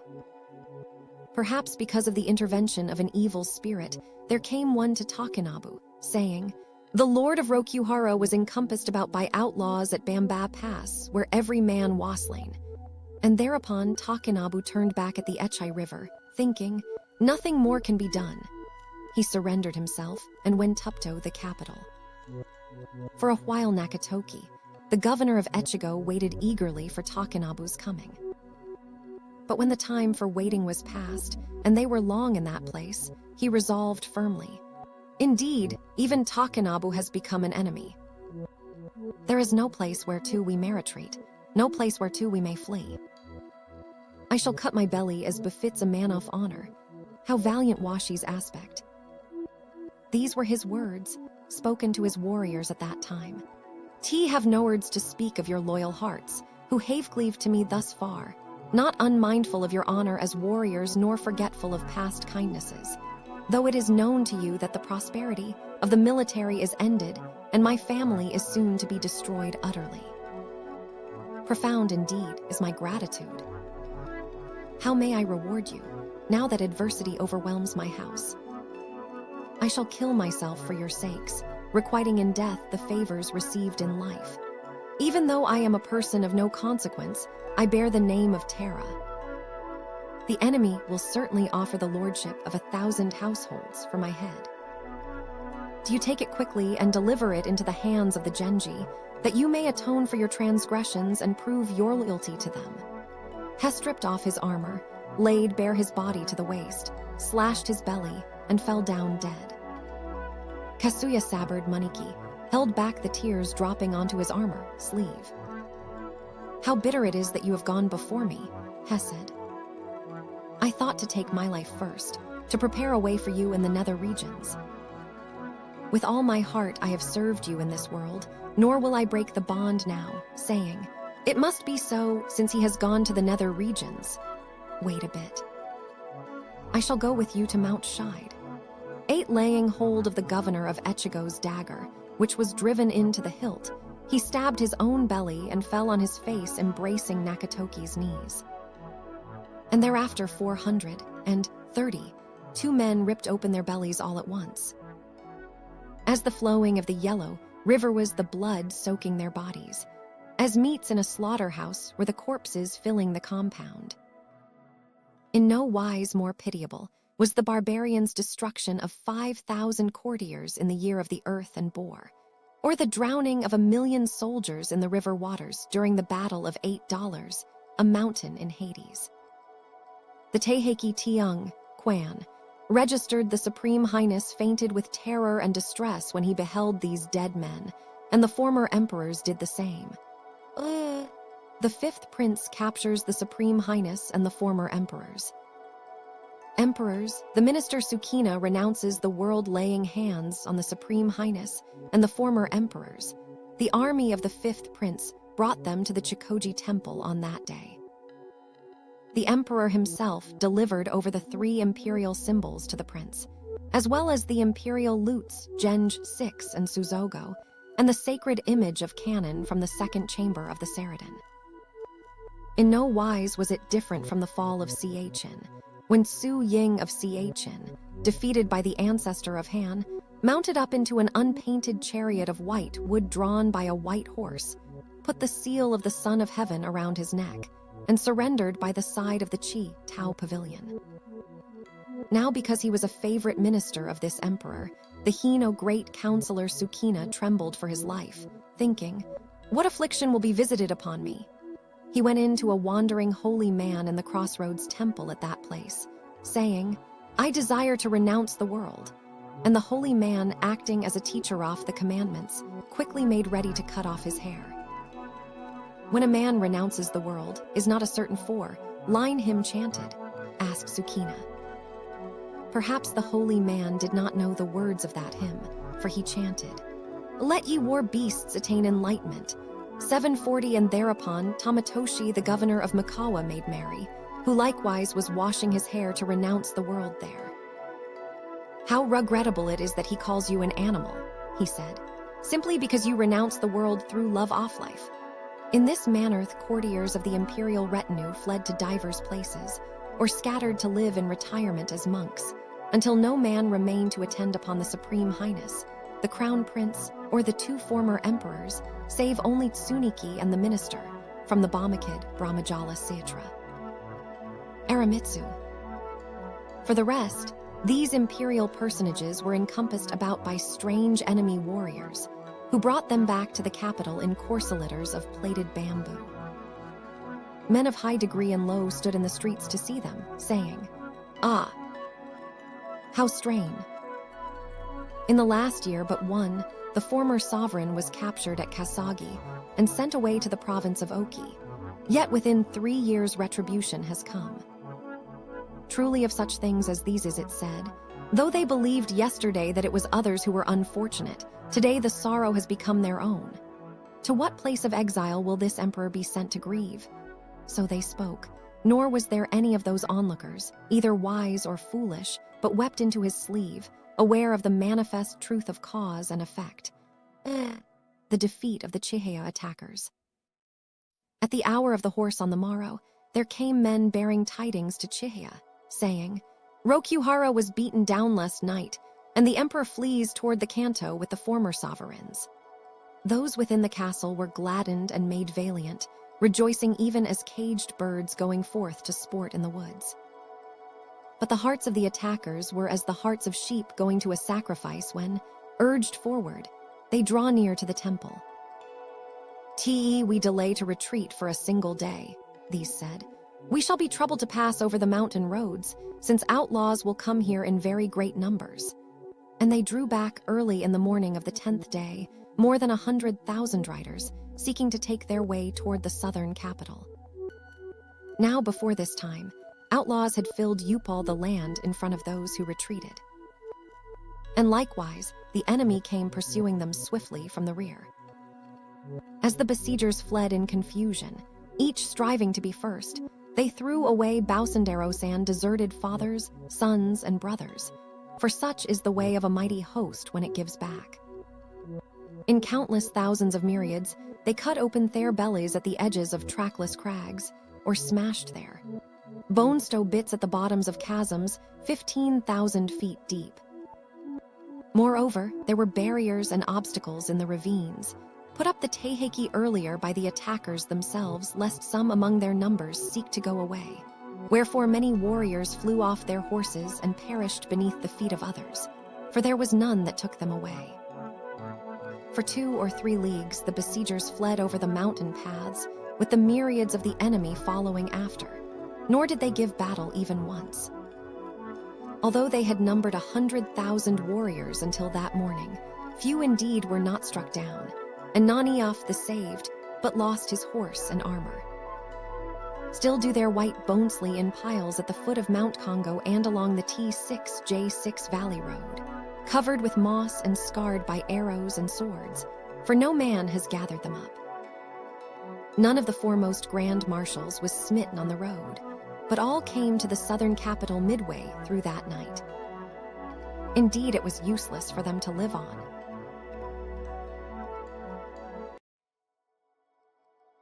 Kojima Hoshi, Taiheiki, Chapter 10, Master Senjue flees from Ōkura Valley. Atkamakura, none knew that Ashikaga Jibu. No, Taiheiki Takauji was become an enemy, since by reason of the long distance no messenger had come there. But it happened that Master Senjue, the second son of Lord Ashikaga, fled from Ōkura Valley to an unknown place, deep in the night of the second day of the 5th month of the 3rd year of Genko. And thereupon the high and the low in Kamakura raised a great clamor, saying, "Aha! An important thing has happened." Then the H6J sent forth 2 messengers, the lay monk Nagasaki seaman and the lay monk Suwa seaman, saying, "In no wise may our hearts be at ease. We're very far from the capital, and have not received trustworthy tidings concerning what passes there." But at Takahashi and Suruga, these 2 messengers fell in with one hastening from Rokuhara, who said, "Lord Nagoya is dead, and Lord Ashikaga is become an enemy." And they turned back toward the camps, thinking, "Indeed, Kamakura itself is in danger." Now Takauji's oldest son, Master Takewaka, abode at Oyamain Izu as the disciple of his uncle, the magistrate sign of the law Ridhin. Perhaps fearful lest warriors come against him from Kamakura, Takewaka went forth in secret toward the capital with copyright his uncle and 13 youths of his monastery, who all assumed the guise of wandering monks. Yet Nagasaki's seamen came full upon them at Yukishima-ga-hara, and made to strike them down. And without speaking a word, the magistrate sign of the law cut the Taiheiki his belly where he sat on his horse, so that he fell down to the side of the road. Truly, those who devise treacherous things on the inside let no word escape on the outside, said Nagasaki. Laying hands on Master Takewaka, he secretly stabbed him to death in the night, and in full daylight he cut off the heads of the 13 to hang them up at Yukishima-ga-hara. The revolt of Nitta Yashisada.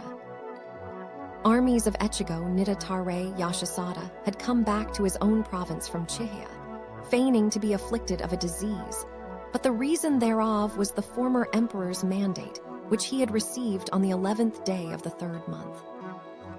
Wherefore secretly he gathered together trustworthy kinsmen to devise plans for making a revolt.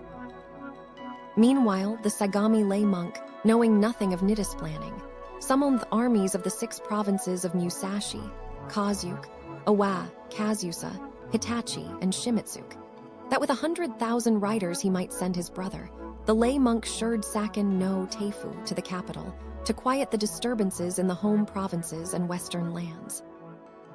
And when the 2 messengers Kamido the estate, they sent a great host of warriors into the overseer's house, pressing him beyond reason.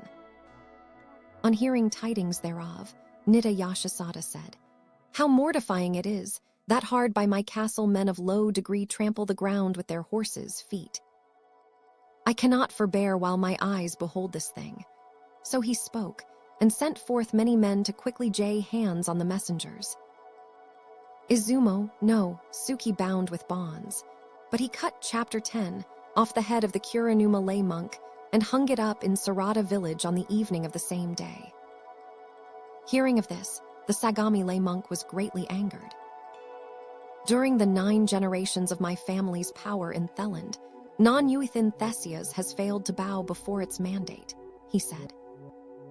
"Yet insolently in these years, men of distant places reject our commands, while men of near places mock at our orders. And now our messenger has been struck down by one, who is stay off the house of Hojo. There must be no remissness, lest a mighty rebellion be raised up." So spoke, and sent word to the armies of Musashi and Kazuke, commanding, "Strike down Nitta Yashisada and his younger brother Wakia Jure Yashisuke."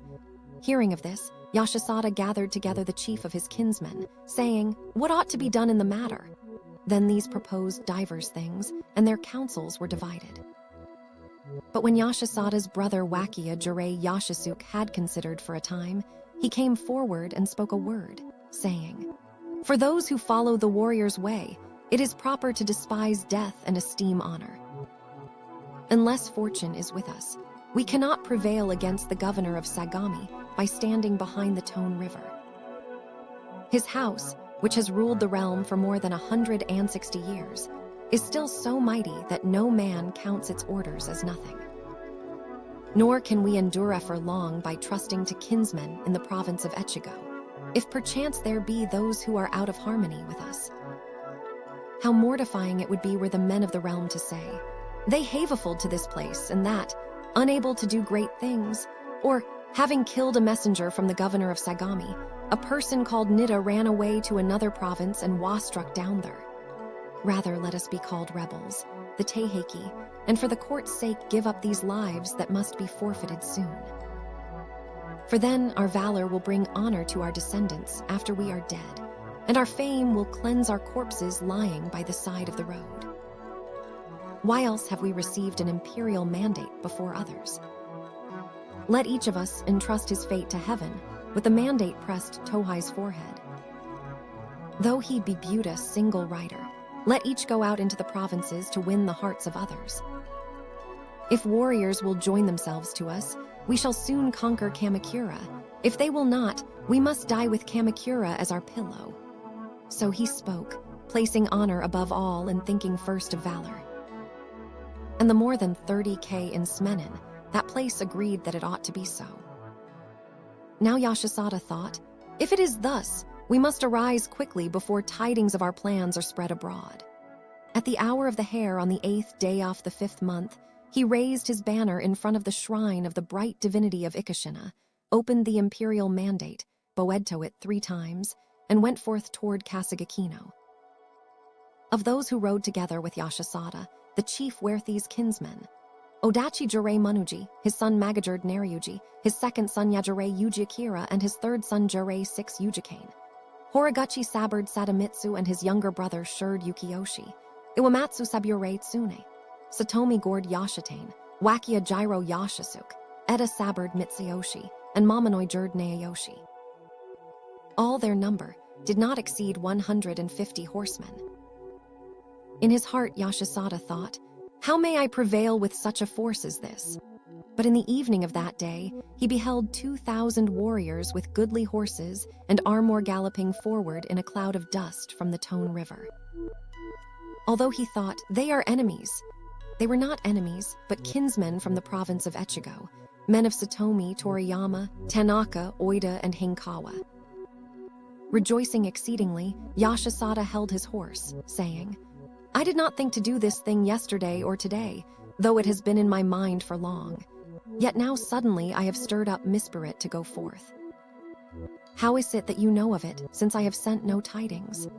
So he questioned them, and the Oida governor of T6 Tomi bowed in his saddle, saying, "How should we have galloped here in this wise, had we not heard that you devised a great thing according to the command of his majesty?"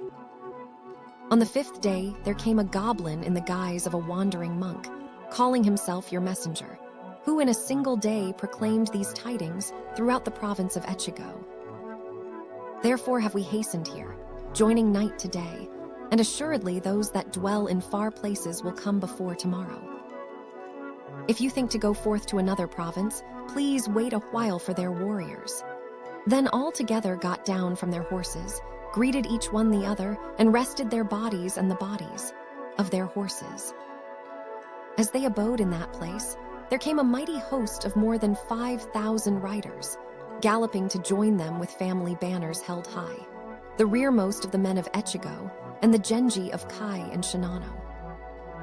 And Yashisada and Yashisuke rejoiced exceedingly, saying, "Solely through the protection of the great Bodhisattva Hachiman have these things come to pass. We must not remain here even for a little while." On the 9th day, these crossed over into the province of Musashi, whereupon with 200 riders Kai no Gaziman galloped to join himself to them, bringing Master Senjue, the son of Lord Ashikaga. Thereafter warriors of Keizuke, Shimitsuke, Kazusa, Hitachi, and Musashi gathered together without being awaited and galloped forward without being summoned, until in a single day their number became more than 200,000 riders. The warriors and horses of their crowding hosts filled up all the plain of Musashino. That extends for more than 800 leagues in the 4 directions, not leaving a single open space whereon a man might stand.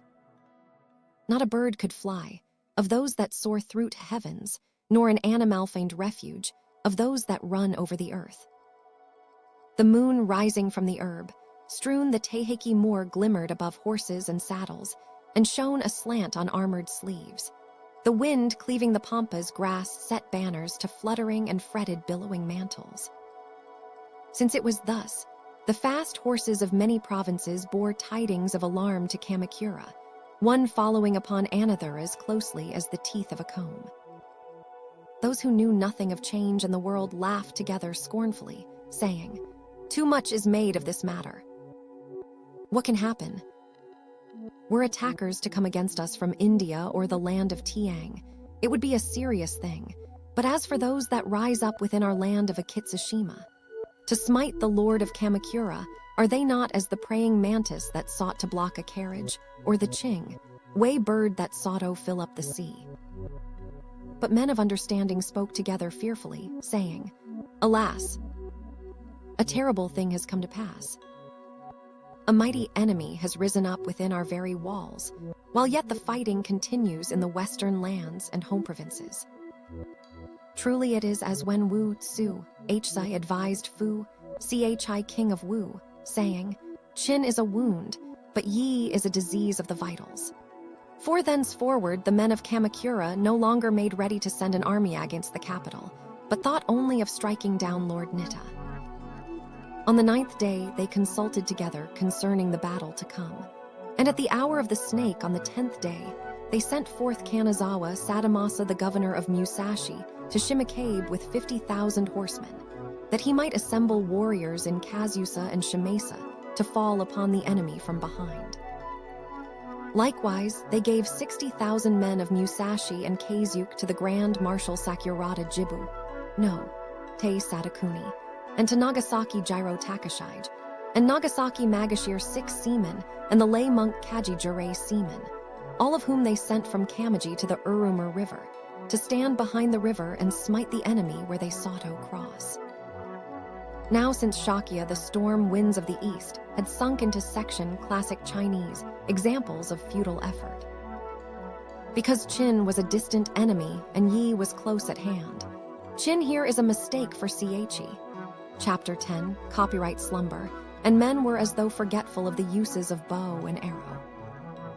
Wherefore were these 60,000 warriors stirred up by the marvel of going forth to give battle, and rode out with haughty mien and splendid accoutrements. How glorious was the spectacle of their horses and armor and swords, all glittering and sparkling.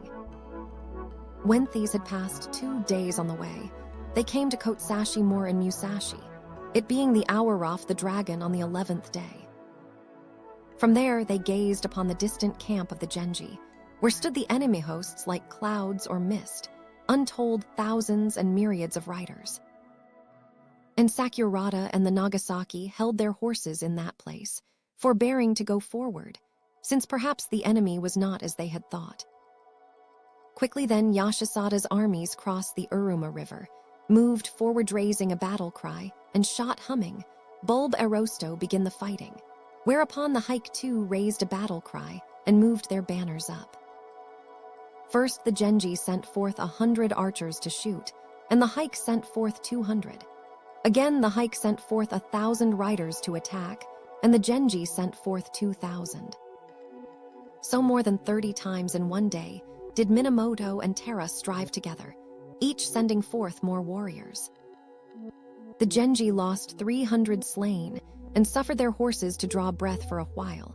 Likewise, the Hike lost 500 slain, and rested their horses' feet for a while.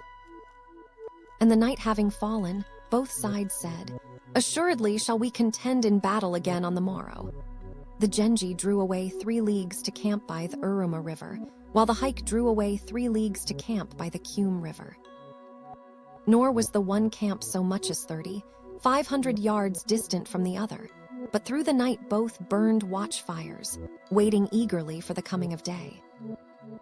When the night lightened, the Genji rode forth against the camp by the Kyum River, saying, "We must not be second to the hike." Meanwhile, the hike tightened their saddle girths, tied their helmet strings, and made ready for the coming of the enemy, saying, "Assuredly will the Genji advance against us at dawn." The Taiheiki it will be well to await them and set the battle in array at this place. And so these two armies drew together. The 60,000 warriors of Kamakura made themselves into one body that spread out and strove valiantly to encompass the enemy about. But beholding them, the warriors of Yashisada formed themselves into a wedge that their center might not be smashed. And the two armies mingled together in disorder, since all men know of Huang Shi Kung's method of binding a tiger, and all are acquainted with Chang Tzu, Fang's way of defeating a devil. The one was not smashed, nor was the other surrounded, but the warriors of both offered up their lives in competition to die on this field. Until but one rider in 1,000 remained, even so long did these resolute foes strive together. No, although few of the Genji were slain, the Haika perished in great numbers. Perhaps it was the fortune of the occasion that it should be so. And Kaji and the Nagasaki gave back toward Bombay, thinking, "We have been beaten down in this second battle." The Genji determined to attack as before, yet they rested their horses, feet for a night in their camp beside the Kyum River, since horses and riders were wearied by many battles on 2 successive days. And thereupon the Sagami lay monk named his younger brother to be a general. The lay monk Shurd Sakin, no, Teifu, making him the leader of the lay monk Shioda of Mutsu, the lay monk Abu Seaman, the Jo governor of Echigo, Nagasaki Takamitsu the governor of Suruga, the lay monk Satei Seaman, and Shimano. J6. Takasada, the lay monk Yakamizo Gord, Nambu Magajerd, the lay monk Shingai Seaman, and Miura Wakasa no Gord Yuji Akira, whom he dispatched with 100,000 horsemen. When these came to Bombay midway in the night of the 14th day, then indeed the spirit of the vanquished army returned, and it was valiant to go forth.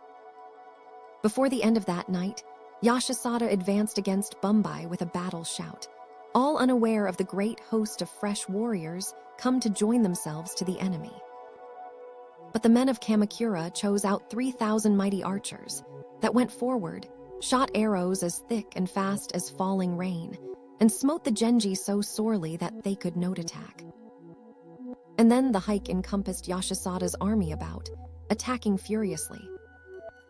In no wise discomfited, the Genji galloped into the center of the hike host, broke them down fiercely in every direction, and attacked 7 or 8 times like flashing bolts of lightning.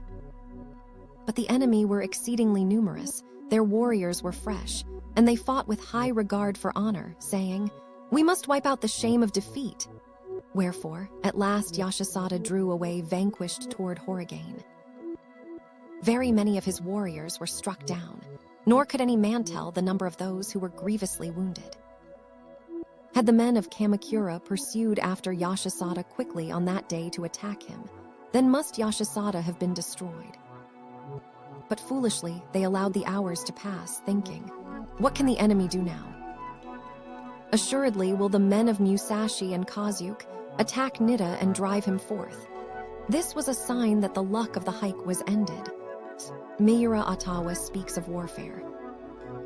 Now there was a warrior who had long inclined his heart toward Yashisada, one Miura Atawa Eroku Seaman Yashikatsu, who galloped into the camp of the Genji on the evening of the 15th day with 6,000 riders from the province of Sagami, men of Matsuda, Kawamura, Doi, Tsuchiya, Hama, and Shibuya.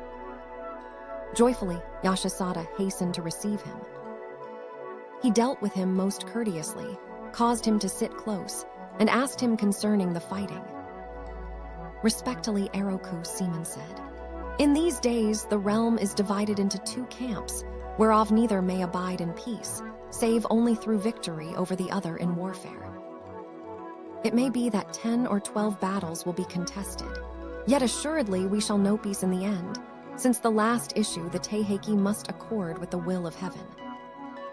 Now when the armies are joined to yours, we are 100,000 riders. Ought we not to give battle again, though we be fewer than the enemy?" "Not so," said Yashisada. How can our weary warriors attack a greater enemy, one that is exultant and stirred up to valor?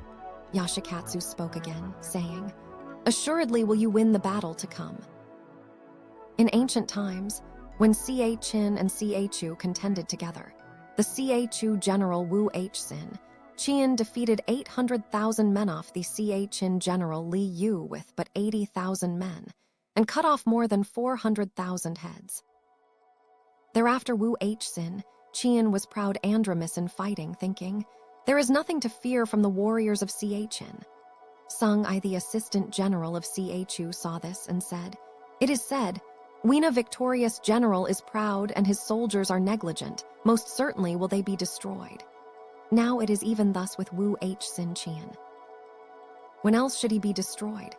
At last, in a later battle, Wu Hsin, Qian was killed by Chang Han, the left general of Ca Qin, who destroyed him in an instant in a single battle. Yesterday, I sent forth men secretly to gaze upon the enemy's camp. Truly, the pride of their generals is even as that of Wu Hsin Qian. It is entirely as Sung I said. Since my men are fresh, let me be the first to contend against the enemy in tomorrow battle. So he spoke, and Yashasada bowed before what was wise, accepted what was correct, and gave over the government of the coming battle to Miura Eroku seamen. At the hour of the tiger on the morrow, which is to say the 16th day of the 5th month, Miura advanced from the center of the 100,000 riders toward the Bumba River bed. But though he came very near to the enemy camp, his warriors did not unfurl their banners or utter war cries, for he sought to attack the hike unaware. Now, even as Miura had said, the bodies of the hike men and horses were wearied from fighting again and again on the day before, nor was there any that dreamt of the enemy coming. Their horses were not saddled, nor was their armor gathered together. Some of them had loosened their girdle strings and set their pillows by the side of courtesans, while others lay down drunken with wine, knowing nothing of what passed. Truly, because of the evil deeds of a previous life, did these invite their own destruction. Those who were encamped at the river bed proclaimed the coming of the attackers, saying, "A great host rides toward us quietly with furled banners. Take care lest they be enemies." So they spoke, but no man's heart was disquieted. The Grand Marshal Andaldris said, "Can such a thing be? Assuredly, it is Miura Atawa coming. We have heard that he has raised an army in the province of Sagami and hastens to join himself to us. Nothing could be more auspicious. Most amazingly had fortune deserted them." Following after Miura, Yashasada had divided his 100,000 horsemen into 3 parties. As these drew near from 3 directions, they raised a battle cry all at once. "Horses!" "Armor!" clamored the hike, seized with amazement by the sound off their shouting. But the warriors of Yashasada and Yashisuke galloped against them from the front, attacking furiously on every side, while Miura, Eroku smote them from the rear with men of Edo, Tashima, Kasai, and Kawago, the 8 Heishi of Bando registered, and the 7 bands of Musashi, beating them back in every direction. And by this single stratagem of the Genji were the tens of myriads of the hike host vanquished, so that they fled in disorder toward Kamakura. The lay monk shirred Sakin. No, Teifu was hard-pressed near Sakido, he who was the grand marshal of the hike. But Yakamizo Hakare stood in that place until he had shot down 23 approaching enemy riders, and when his arrows were exhausted, he drew forth his sword and gave his life for his lord, leaving a name for generations to come. His 2 retainers did the same, and the lay monk Abu Dakin with his 2 sons. Also more than 300 men turned back to die there. Hereditary retainers of the 6 Bando is another name for the cant. The 8 Heishi were families of Terra descent. The Taiheiki H6 Jo, or warriors grateful for a word of kindness. And so the Grand Marshal drew away safely to Yamanouchi.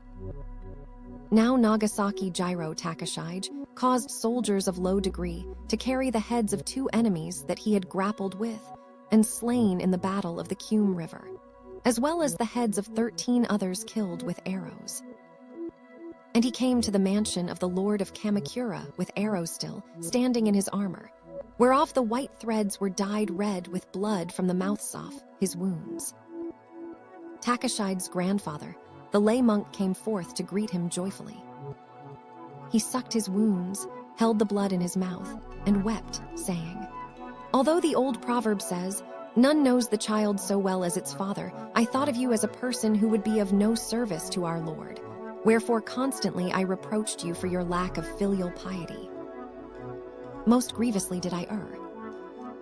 You have passed alive through 10,000 deaths, and in smashing the strong and crushing the enemy, you have attained to things regarded as impossible by Chen Ping and Chang Liang. Take heed that in the days to come, you continue to fight with all your heart, for thereby will you do honor to your ancestors' names and requite the boons of his lordship the governor." So he spoke, not admonishing as was his wont, but praising Takashide's valor. And in tears, Takashide touched his head to the ground. Soon men came to Kamakura saying, "Rokuhara is beaten down, and all of our warriors are slain by their own hands at Bamba and Omi." Hearing these things while they were engaged against a great enemy, the chieftains of Kamakura were perplexed utterly, even as men fighting vainly to stop a mighty fire, nor can anything be compared to the wailing and lamenting of their retainers and kinsmen. Even fierce and warlike men were as though benumbed in their feet and hands, unable to distinguish east from west. Although the men of Kamakura thought to withhold these things from the enemy, in a short time they became known C4 truly Chinese heroes of the former Han period, 202 BC. A.P. 9. They were not things such as might be hidden. And no enemy but rejoiced with stirred up spirit, saying, "Better and better." The Battle of Kamakura.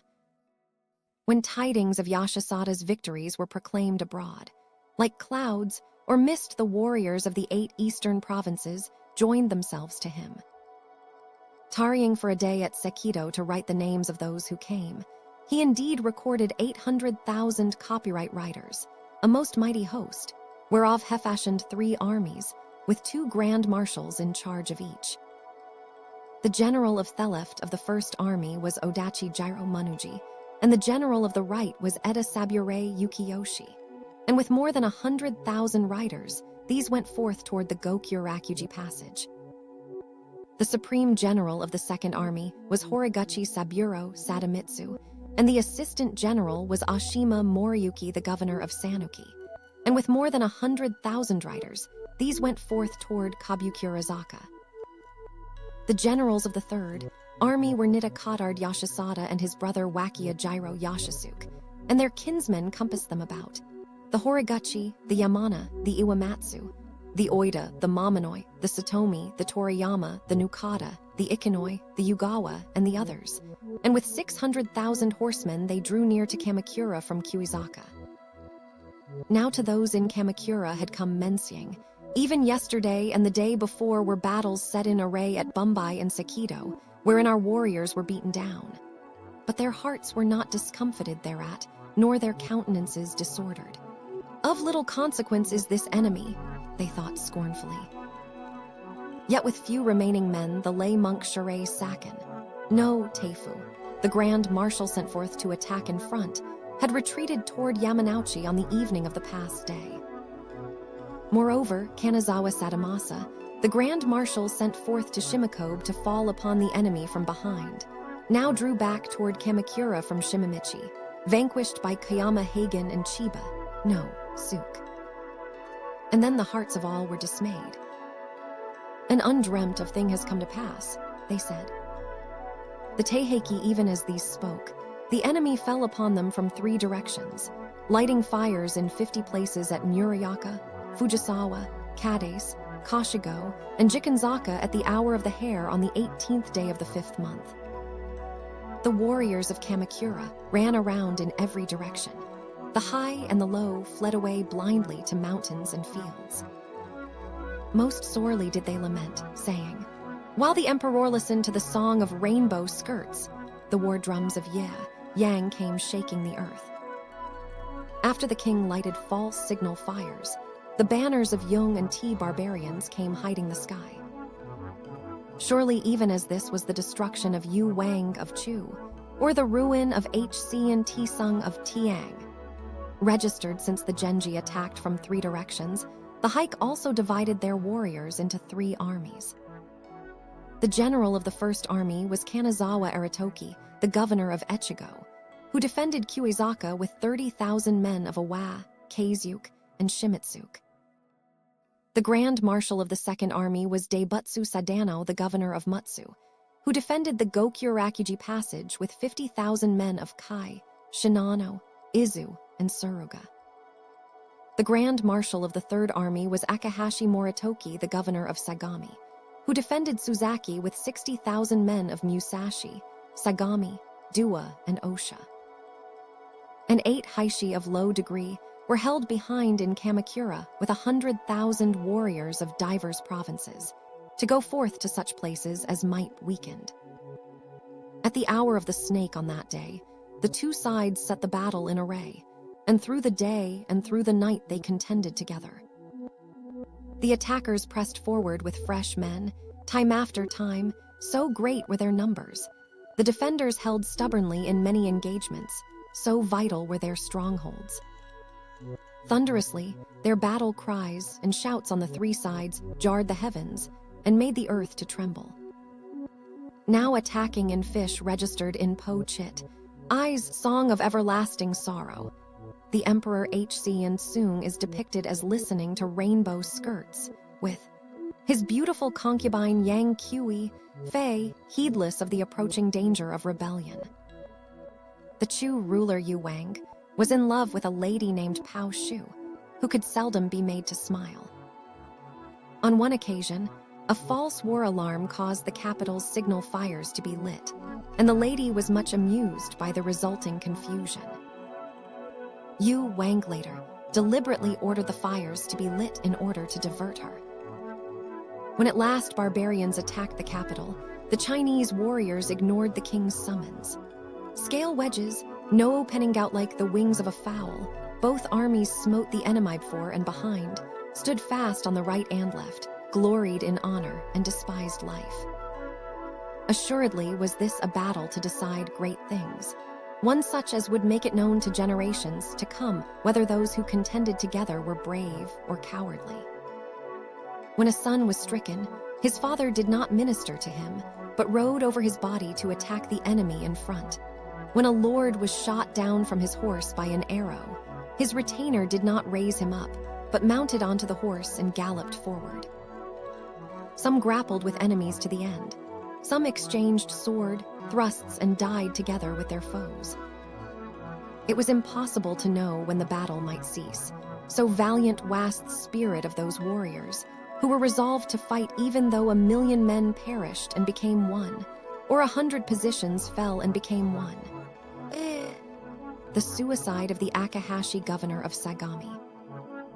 Hama, suicide now the fighting waxed furious at Suzaki, whether the Akahashi governor of Sagami had taken his way in the morning.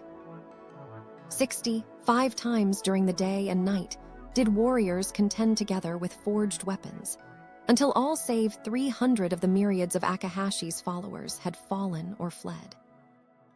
At last Akahashi spoke a word to Nanjei Seaman Takano, who served there as the warrior grand marshal, saying, "In 8 years of warfare between Han and Chu, forever was Cao Tizu defeated, yet by a single victory at the Battle of Wu, Chiang he destroyed Xiangya.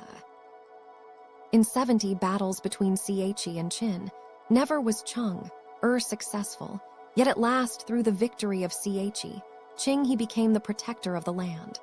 Registered it is the way of warfare that one emerges alive from a myriad deaths, or wins a victory after 100 defeats.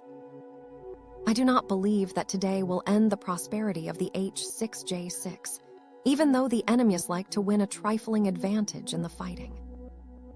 Nevertheless, I shall cut military rulers, note 32, chapter 4. The title was disputed by the state of Chi. See also note 35, chapter 2. For when Yen Tan spoke to the teacher, Tine Quang, of a grave matter, saying to him, "Do not allow it to become known," Teen Quang took his own life in front of Yen Tan, that he might not eye him tea now the bodies of our warriors are tired, since we and the enemy have raged together furiously here. Yet not without dishonor may I draw back from the place I defend. Nor do I wish to live on, suspected of men. Thereupon he stripped off his armor inside his curtain while the battle continued, cut open his belly crosswise, and fell down with his head to the north. Beholding him, Nanjo likewise cut open his belly, saying, "For whose sake shall a warrior cherish life after his grand marshal has perished by his own hand? Indeed, if it is thus I shall accompany him." And more than 90 other warriors laid bare their upper bodies and died by their own hands, piling up on top of one another. So on the evening of the 18th day, Suzaki was beaten down first of all, and Yashisada's army went in as far as Yamanouchi. For many years, a certain Hama Yamashiro, no seaman, had found favor in the eyes of Deibutsu Ashii, no Sadanea Ashi's close attendant. This Hama had remained in his lodging place at the beginning of the battle, prohibited from going forth to serve because of a trifling offense. But early in the morning of the 19th day, there came to his ears a loud clamor of men saying, "The battle waxes furious at the Gokurakuji passage, where the enemy breaks through." And then Hama Yamashiro, no seaman, went toward Gokurakuji, Zaka with his 100 retainers and soldiers, who all resolved, "We shall make this our end." Hama's warriors galloped into the center of the 30,000 riders of Odachi Jiro Manuji, a grand marshal of the enemy. Seeking to grapple with the grand marshal Manuji, they chased copyright his sister was Ashikaga's wife. From the Shikai, in imitation of the Buddha, who died with his head to the north. A 289 and scattered the exultant host in 8 directions, pressing hard upon them until the 30,000 split and drew back quickly to Kashigo. And Odachi Jire Manuji himself fell down dead onto the white sand, cut by the sword of a Hama retainer, doubtless one who grappled with him in the disorder of the flight. Rejoicing greatly, Hama flew down from his horse to take Odachi's head.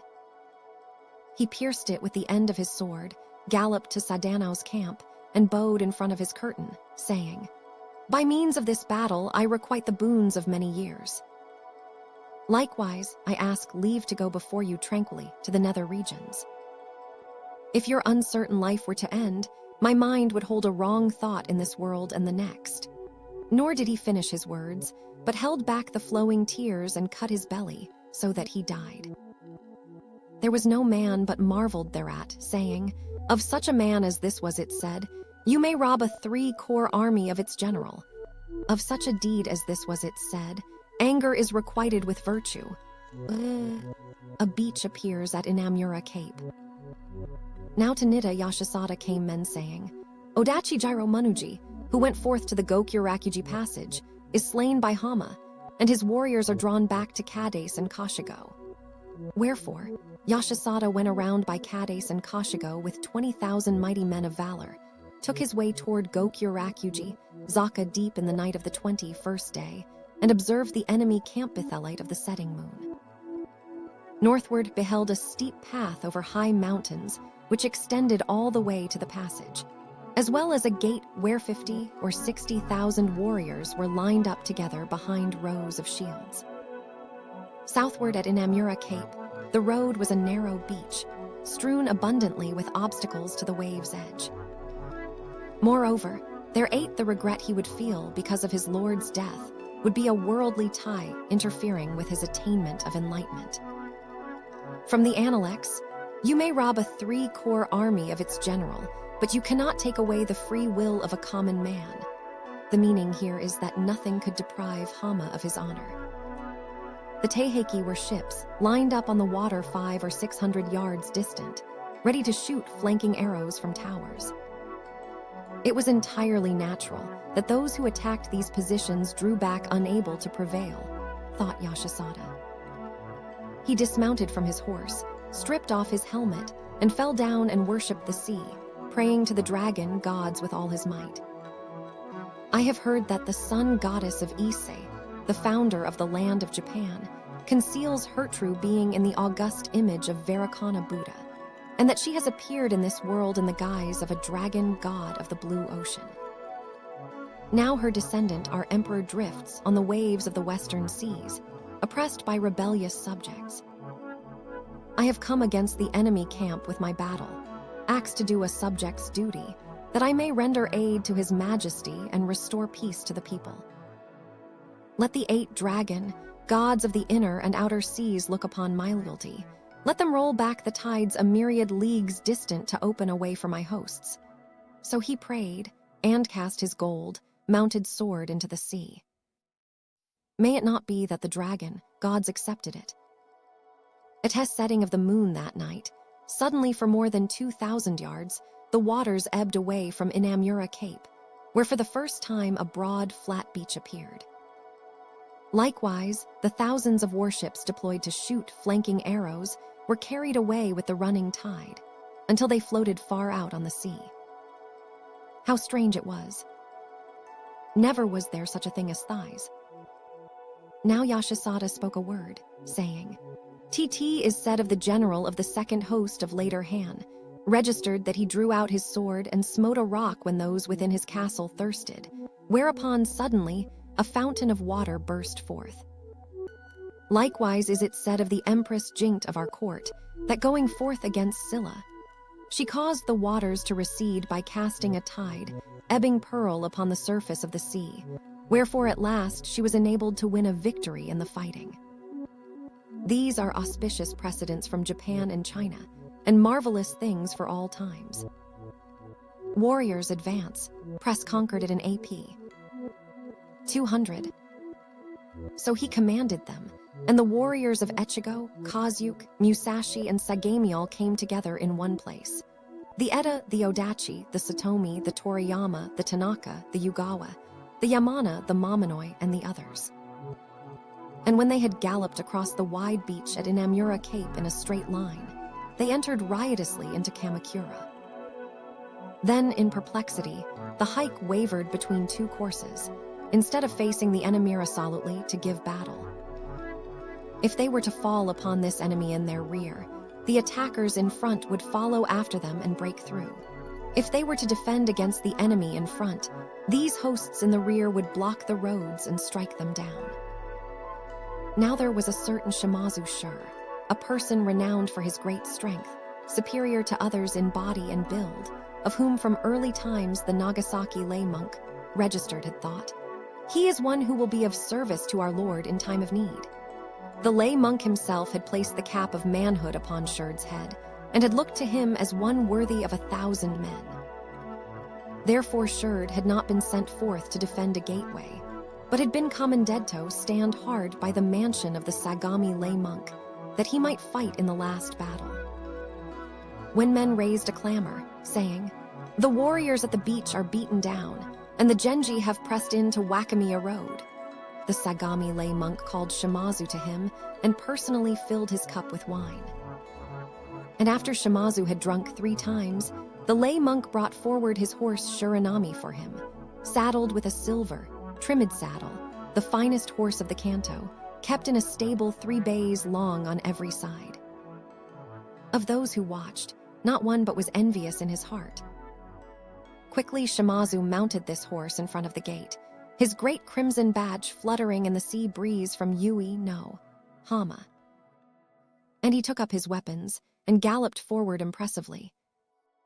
Fierce fighters galloped toward him, each striving to be first, men renowned for great strength who thought, "I will grapple with this warrior to the end." Kuryu, Shinizuka, Hata, Yabe, Horiguchi, Yura, Nagahama, and the others. And Genji and Hike clamored loudly, saying, "Famous strong men of the 2 sides are going to fight alone. Let us watch them." Anxiously they held their breath and sweated, and stood ready to look. But thereupon, Shimazu leapt down from his horse, stripped off his helmet, and declared his allegiance to the Genji host. Noble and base took back their words of praise, and high and low abhorred him. Now when Shimazu had become the first of the hike to surrender himself, favored retainers of many years likewise abandoned their lords to become prisoners, or deserted their fathers to become enemies, and vassals of many generations did the same. Truly did it seem that no longer after today would Minamoto and Terra contend together to rule the realm. War fires in Kamakura. And his son, fires were lighted among the commoners' houses along the beach, and also east and west of the Anas River, where from flames like carriage wheels flew and scattered in black smoke, blazing up in more than 20 places 1,000 or 2,000 yards distant seafore. Just at that time the sea wind blew furiously. Entering clamorously beneath the fierce flames, the warriors of the Genji everywhere shot the bewildered enemy with their arrows, cut them down with their swords, grappled with them, and stabbed them. They captured prisoners, took spoils, and chased women and children wandering lost in the smoke, causing them to flee into fires or tumble down to the bottoms of ditches. Surely even thus was the battle of Indra's palace, when the Asuras fell onto the swords and halberds, punished by the ruler of heaven. 1 degrees even Theuses the ruler of the heaven on top of Mount Sumeru. Plight of the sinners in the hell of constant scorching, registered who sink to the bottom of the molten iron, driven by jailers' whips. As spreading flames blew mightily from the 4 directions, a fire started up beside the mansion of his lordship, the Sagamele monk, and thereupon his lordship took refuge in Kasai Valley with 1,000 riders, warriors of the various grand marshals, who filled the precincts of the Taishiji temple. This was in order that he might perish tranquilly by his own hand in the burial place of the generations of his ancestors, while the warriors shot defensive arrows. Now 2 men of the hike force had gone to the Gokurakuji passage to stand against the enemy there. The lay monk Nagasaki, Saber 6 Seaman Shijin, and his son Keiju Seaman Taimoto. When these heard the enemy battle cries at Kamachigachi registered, and beheld the fire at the mansion of the Lord of Kamakura, they left the 7,000 warriors of their party and went toward Kamachigachi with none but their own 600 retainers. Yashisada's warriors thought to surround and destroy these 2. Yet drawing together the father and son broke through with fish scale wedges, and drawing apart they chased and subdued the enemy by mean-soft tiger strategy. And after the 2 sides had contended together 7 or 8 times, Yashisada's scattered warriors drew back quickly to Wakamiya Road to rest their men and horses.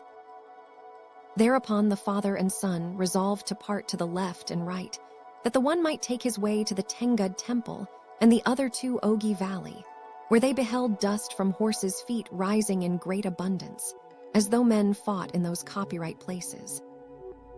May not the son Keiju Seaman have thought, "We shall not meet again."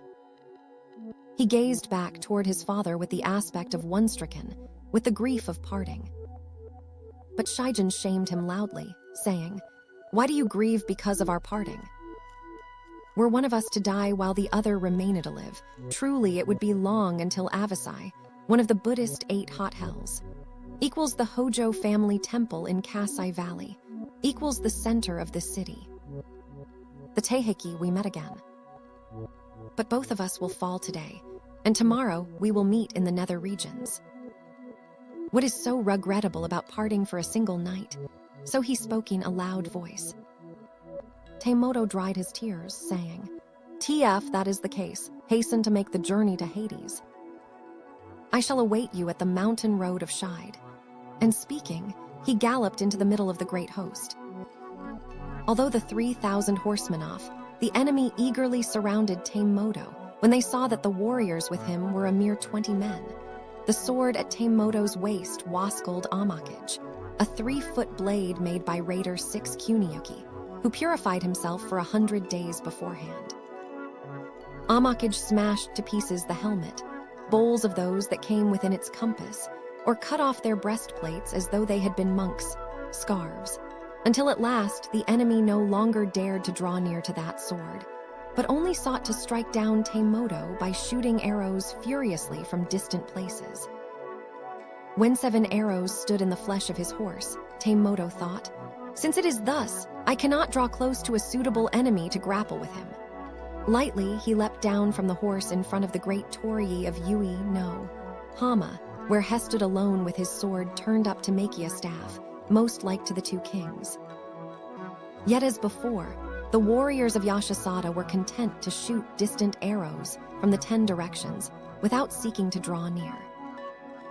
To deceive the enemy, Taimoto feigned to suffer a wound, cutting his knee with a small cut and laying his body down. And then 50 unknown warriors came forward all together, wearing badges emblazoned with a hand drum and two lines, and each thought to cut off Keiju Seaman's head. But Taimoto made speed to rise up with his sword in readiness, saying, "Who are these that awaken a man where he naps wearied from fighting? Come, I shall let you have the head you desire." Speaking, he waved his sword, covered with blood to the guard, and like a falling thunderbolt pursued them with outstretched arms. And the 50 fled with all their might. Loudly Keiju Seaman abused them, saying, "How far do you think to flee? Come back, contemptible wretches." When shouted, it was as though all of those horse leaped up in one place that had seemed to be running swiftly before. Noel alone Taimoto broke in and broke out, retreated and attacked, and fought desperately. But may it not be that he was slain at last? For although he beat down the great host of the enemy at Yui, no, hamming the battle of the 21st day, amazing the eyes of foes and friends alike, thereafter he was not seen again. Daibutsu Sadanao and Kanazawa Sadamasa die in battle. Until the day before, Daibutsu Sadanao, the governor of Mutsu, had fought a defensive fight with 20,000 men at the Gokyurakuji Passage. But in the battle of the beach that morning, he had been brought down to 300 riders. Likewise, he was cut off behind by the enemy, so that he could not go forward or backward. And even then, did the fire blaze forth at the mansion of the Lord of Kamakura. Thereupon, 30 of the chief of Sadanao's retainers cast off their armor onto the white sand and cut open their bellies, lined up together in a row. Perhaps they thought, this is the end for this world, or perhaps they sought to arouse their lord to kill himself. But beholding them, Sadanao said, "This is indeed the behavior of the most dishonorable men in Japan. The true warriors are those who leave their names from generation to generation by smiting the enemy until 1,000 riders become one. Come, let us fight a last battle with cheerful hearts, that we may quicken the spirit of righteousness in men of the future." With his 250 warriors, he broke into the center of the 6,000 riders of Ashima, Satomi, Nukata, and Mamonoi, struck down enemies in abundance, and galloped away quickly, yet now the 250 were but 60. "It is of no more avail to attack lesser men among the enemy," Sadanao called out. He rode into the middle of Wakia Yashisuke's the Taiheiki host, where it waited like clouds or mist, and with all his men left his corpse in the dirt of the battlefield. Likewise, in the fighting at Yamanouchi, the 800 followers of Kanazawa Sadamasa, the governor of Musashi, were slain. Sadamasa himself, wounded in 7 places, went back to the abiding place of the Sagami lay monk at the Toshiji, whereupon in gratitude the lay monk made haste to hand down an order naming him one of the 2 lords of Rokuhara, and appointed him to be the governor of Sagami instead of the governor of Musashi. "Our family will be destroyed before this day is done," thought Sadamasa. But he accepted the order, saying, "It is an office I have desired for many years, one that does honor to my house. I would like to have it as a keepsake in the nether regions," and he turned back again to the battlefield. On the back of that order Sadamasa wrote in large characters, "I give up my life of 100 years to requite 1 day's favor from my lord." He put it into the place where the front and back of his armor joined together. And he indeed galloped into the middle of the enemy host to die at last in battle. How sad it was! Shinin dies by his own hand. In the beginning, the lay monk Fuanji Shinanoff Sagami went forth to Kuizaka with 3,000 men. Yet in 5 days and nights of fighting, his retainers were beaten down utterly, until but 36 remained.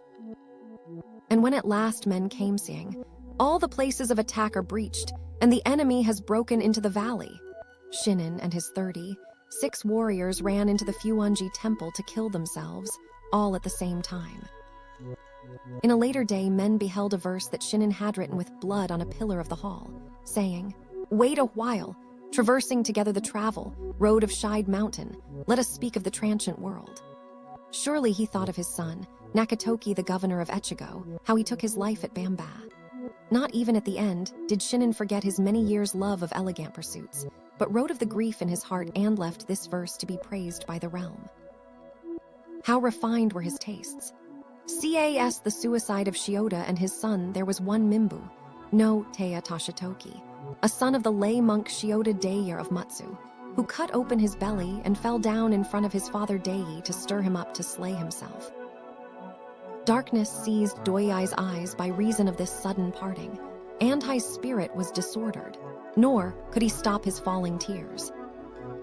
Perhaps he thought to intercede for the enlightenment of the son who had died before him, or it may be that he desired to pray for himself, soon to perish. For he turned his face toward the dead body of his son, untied the strings of a sutra kept beside him for many years, and recited tranquilly, calling out passages of note in a loud voice. Now it came about that enemies shouted battles cries hard by that place, wherefore Dei spoke a word to his 200 retainers, waiting in the courtyard to die with him. "Do you shoot defensive arrows until I shall have finished the reading of this sutra," he said. And he divided them into 3 parties to go forth in 3 directions. But there was one among them called Kano Goro Shigemitsu, a man advanced in years, whom the lay monk held there, saying, "Set fire to the house when I shall have cut open my belly, so that the enemy may not take my head." When Dei was about to finish the Deva chapter of the 5th scroll, Shigemitsu went forth in front of the gate to look in 4 directions. At once he returned, saying, "Assuredly are all of those slain that shot defensive arrows, for the enemy battle shouts are very near. Quickly resolve to die. Soon I too shall go with you to the nether regions." Thereupon, the lay monk of Matsu grasped the sutra in his left hand, drew forth his dagger with his right hand, and cut open his belly. And the father and the son lay on the same pillow. Shigemitsu did not cut open his belly or light a fire in the house, but stripped off the armor from his 2 lords, and the swords and daggers, and gaveth them to servants to bear away, together with the precious things in the house, damask, gauze, gold, and silver. Then for a time he hid himself at the archive office of the Engakuji, the Taiheiki temple, saying, "Never shall I want with these treasures." But it came to pass that the Fanada lay monk laid hands on him, and in the end his head was hung up at Yui no Hama. Doubtless it was the punishment of heaven that each should bestow. The suicide of the Shyaku lay monk. The lay monk Shyaku Sheion called forth his eldest son Saburo Seaman Tadyori, saying, "I have heard that all the places of attack are brought down, and that H6 Joe kinsmen cut open their bellies in great numbers. I too desire to make known my loyalty by dying in advance of his lordship the governor. But none would look upon you as lacking in honor if you were torfrain from giving up your life here, since being as yet under my care you have not enjoyed favors from our Lord. I hope that you will hide yourself in some place for a while, become a monk to pray for main thiefter life, and live out your days in peace." So he spoke weeping, and tears filled the eyes of sabred seaman Tadyori. For a time Tadyori spoke no word, but soon he said, "Although I myself have received no favors from our Lord, the life of our family has been supported wholly by the boons of the military. Moreover, if I had been a disciple of the Buddha from the beginning, then fittingly might I turn away from duty to enter the way of non-action. But would it not be a dishonor if one born of a warrior clan were to forsake the world, thinking only to flee the troubles of the times?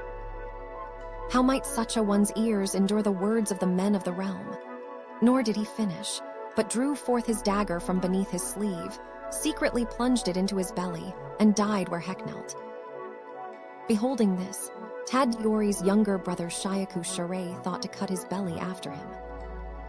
But his father admonished him sternly, saying, "Let me go before you, as is fitting in a filial son."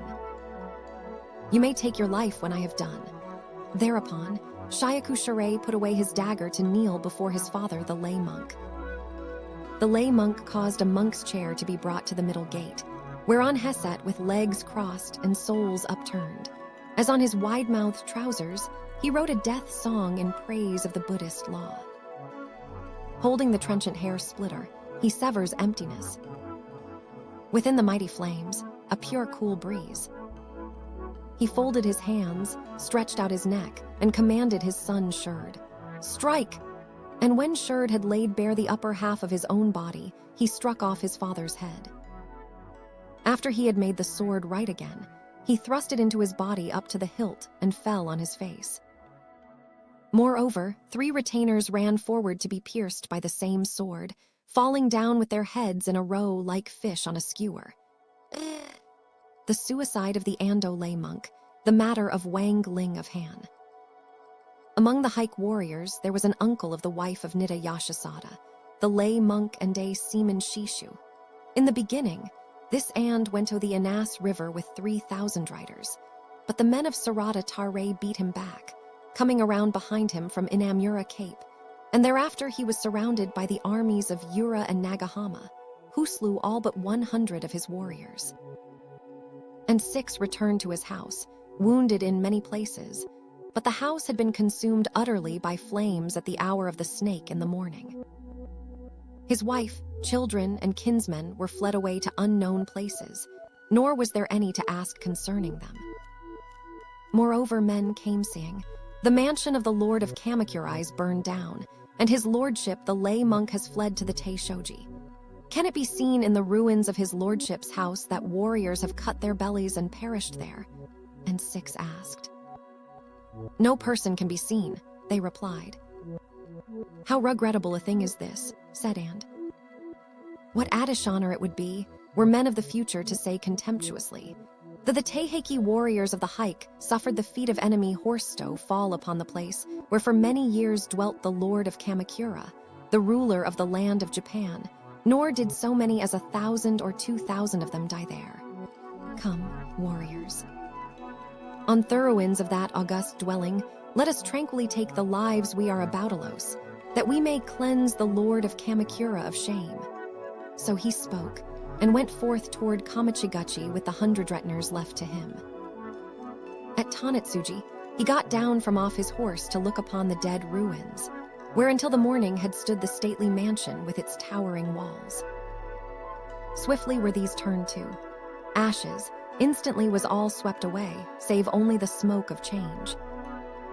Of the kinsmen and friends who had made merry there until yesterday, how many lay stricken on the field of battle, their dead bodies telling of the decline which follows prosperity. Truly this was unbearable sorrow in the midst of sorrow. Now to Ando, where he stood weeping there, came one calling himself a messenger from the wife of Lord Nida, bearing a letter writ on thin paper. Taken with surprise, Ande opened it. "I have heard that the end is at hand in Kamakura," it said. "By all means commito this place. Since it is a matter of this kind, I will intercede for you though I die for it."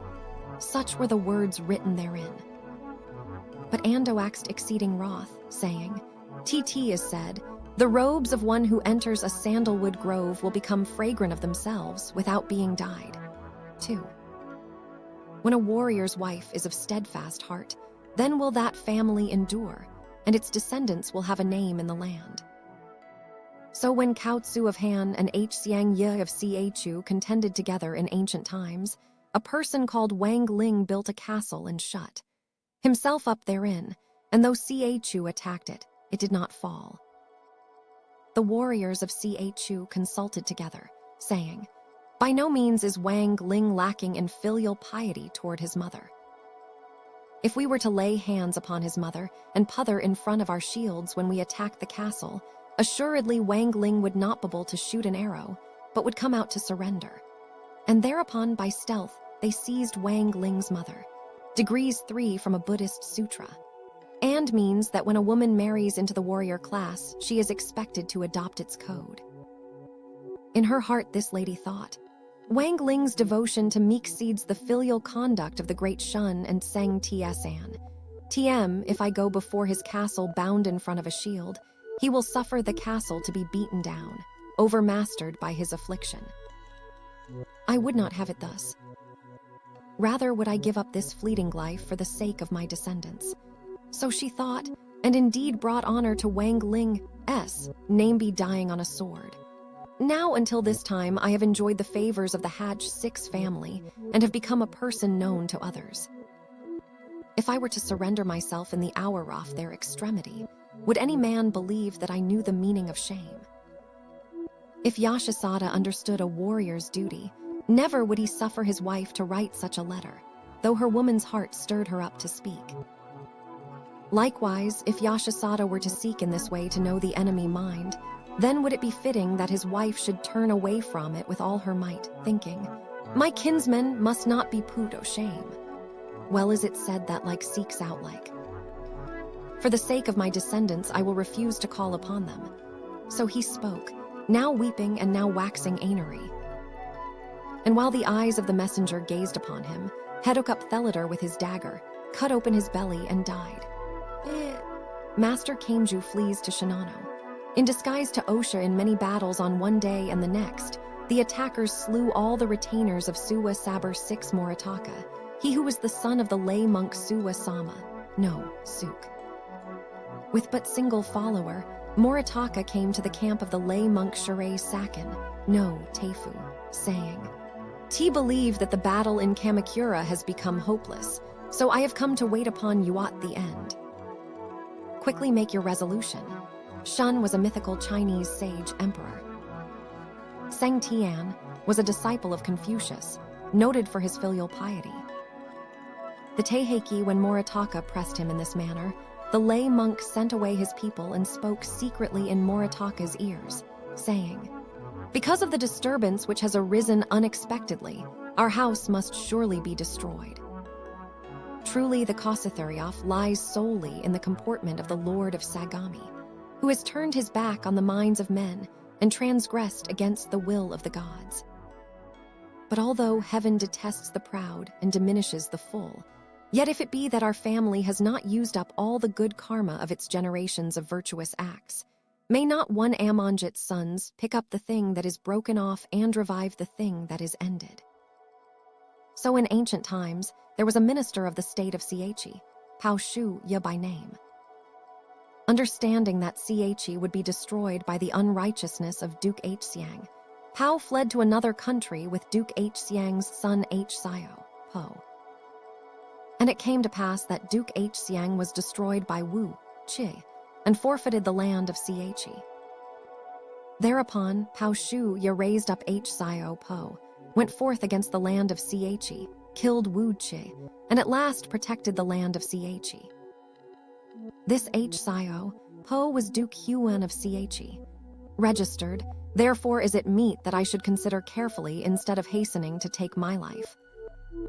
It is in my mind to flee, that I may wipe out this shame of Kyoto, Kai. Do you likewise think well concerning the days to come? Prolong your life by hiding your body in such a place as you may find, or by surrendering to the enemy. Conceal my nephew Senjue. Registered raise a great host again when the time is right, and bring about the thing desired of our hearts. As regards Manju, the elder brother of Senjue, my heart is at ease, for I have given him into the keeping of Gaudian Yuman. Holding back his tears, Moritaka said, "Before this, it was not fitting that life should be precious in my eyes, since the fate of my body was determined by the fortunes of your house. I came here to make known my loyalty by taking my life in your presence, yet now I shall bow before your words. It is said, to resolve hastily to die is easy, to leave a stratagem for a myriad generations is hard." Moritaka went forth from thence to Ōkura Valley, where abode the most famous leader of the League of Military Rulers, the Lady Niadono, beloved of the Lord of Sagami. The lady rejoiced greatly at his coming, saying, "Alas, what is happening in the world? There is no hiding place for me, that am a woman. And what is to be done with Senjue?" My heart is at ease touching Manju his brother. Forthise, mourning Gadayan Yuman fetched him away, saying, There is a place wherein he may be concealed. But I am troubled for Kaimju. Likewise I tremble for this due life of mine. So she spoke, and lifted up her voice and wept. In his heart Moritaka thought, I would that one might speak truthfully to her to comfort her spirit. But again, he considered, women are untrustworthy. It may be that she will let others know of it hereafter. And therefore with tears he spoke to her, saying, Assuredly have we come to the end in this world. Of the house of H6J, all have perished by their own hands, save only his lordship the governor, who lingers at Kasai Valley. His lordship has said, I wish to look once upon the young lords my sons before I cut my belly. Wherefore am I come to fetch them. Then the lady was cast down utterly, who had looked upon him joyfully before. With tears choking her throat, she said, My heart is at ease concerning Manju, since he is in Munashide's care. Will you not find a good place of concealment for this child? So she spoke, and Moritaka sorrowed in his heart, his body not being made of stone or wood. Yet strengthening his spirit, he said to her, Although Lord Manju was fetched away by Gadayan Yuman Munashige, the enemy found them out and pursued them.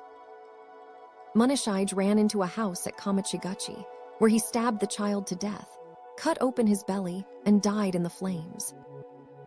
Likewise, as regards Kaimju, you must think that you are parting from him for the last time in this world. There is no place wherein he may be concealed. Would it not be regrettable were he to be sought out by the enemy, where like a hunted pheasant he hid in the grass, and with his young corpse dishonored the family name? Let him rather fall by the hand of his lordship, and go together with him to the nether regions, that his filial piety may be the Taiheiki membered in generations to come. Please deliver him up quickly.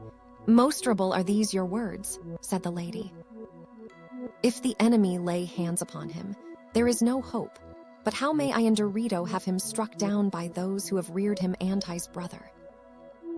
Do as you will, but take my life first. So she spoke, and the nurses said the same. Holding fast to the child before and behind, they lifted up their voices and wept. Darkness covered Moritaka's eyes, and his spirit fainted within him. Yet he thought, Assuredly will I not prevail against her if my heart be weak. He raised his voice angrily and glared at the lady with changed color, saying, Do you not know that such may be the lot of any person born into a warrior family, even from the age of swaddling clothes? Assuredly does his lordship grow impatient. Deliver the child quickly, that he may go together with his lordship the governor. He ran forward, put Master Kaimju on his shoulder over his armor, and hastened out through the gate. In a single voice, the laments of those ladies assailed Moritaka's ears beyond the gate where, powerless to restrain tears, he suffered the horse to take its way. Heedless of men's eyes, the weeping nurse called Osai ran after him barefooted for 500 or 600 yards, falling down to the ground again and again, until resolutely he caused the horse to run, that she might not find him out. And when her eyes beheld him no longer, the nurse Osai cast her body into a deep well and perished. Thereafter, Moritaka fled with this young lord to Shinano, placing his trust in the priests of Suwa. Kaimju was that Sagami Jurd called the 20-day general, who took the Kanto for a while in the spring of the first year of Kemuan raised a great host in the realm. Now the lay monk Shirai Sakin, no, Teifu summoned trustworthy retainers, saying, It is in my mind to flee to Osha, where I will lay plans to overturn the realm again. Nambutard and Date Rokure will go together with me, since they are acquainted with the road. Let all others kill themselves after lighting a fire in the mansion, so that Chapter 0 the enemy may believe I have cut my belly and perished in the flames. So he spoke, and none of his 20 retainers said him nay, but all said, Even as our Lord commands, so shall it be done. Then Date and Nambu assumed the guise of commoners, such as might have been impressed for service. They gave their armor and horses to 2 soldiers of low degree, causing them to wear badges depicting a black bar in a circle too, and they placed the lay monk Shure on a stretcher, covered over with a bloody robe, that he might appear as a wounded warrior of the Genji returning to his province. So indeed they fled to Musashi. The retainers who were left behind ran out to the middle gate, crying aloud, "Our lord has killed himself. Let all loyal men accompany him." Then these 20 lighted a fire in the M1 Anshin, quickly lined Uptojder in the smoke, and cut their bellies. And not willing to be outdone, 300 other warriors cut their bellies and leapt into the consuming flames. Men Ho had been standing with joined sleeves inside Thekort and outside the gate. So none knew of the flight of the lay monk Shure Saken, Nodefu, but all believed that he had taken his life. This lay monk was that very Tokioki who served the house of Seionji in a later day, and became a grand marshal of the capital around the time of Kemo. The last battle of Nagasaki Jiro Takashige. Since the Battle of Musashino, in more than 80 contests by day and by night had Nagasaki jurors Takashige fought in the foremost lines. Times beyond number had he broken encirclements and personally contended against enemy warriors. And therefore great Numbersoff, his retainers were struck down, until they became but 150 riders. At last on the 22nd day of the 5th month, there came men saying, "The Genji have poured into the valleys, and few of the family's grand marshals remain unslain." Oh, the Taiheiki thereupon Takashige galloped to meet the enemy wherever they drew near, not asking the Namesoff the Defenderson any place, but driving back the attackers in every direction and breaking them down on every side. When Hai's horse was wearied, he mounted a new one. When his sword was broken, he put a new one at his waist.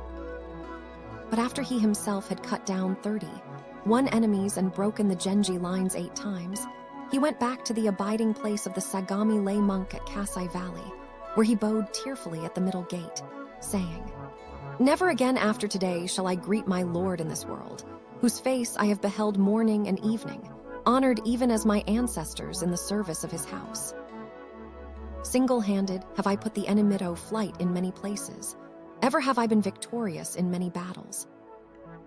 Yet on every side the gateways are breached by enemy warriors Hafil all of Kamakura, nor longer can the most valiant prevail against them. My lord must resolve with all his heart not to be seized by enemy hands. Yet let him not take his life quickly, but await the time of my return, for I shall gallop joyfully into the center of the enemy to fight a worthy battle while he lives, that I may have a tale to tell when I go with him to the nether regions." So he spoke, and went forth again from the Taishji. And with tears in his eyes, the Sagami lay monk looked after him until he had gone a long distance, thinking sorrowfully, "Never shall we meet again." First, Takashige took his way to the abiding place of the abbot of the Sajuji temple, the harmonious reverence of the southern mountain, since it was his last battle. And that teacher of Zen sat down in his seat of honor to receive him. Takashige did not make obeisance before him, being in great haste, and likewise being clad in armor and helmet, but he bowed a little to the left and right and asked him, saying, "Who is the valiant man?" "Even he who takes up a sword swiftly and goes forward," answered the harmonious reverence. There was no word more that Takashige might say when he heard this.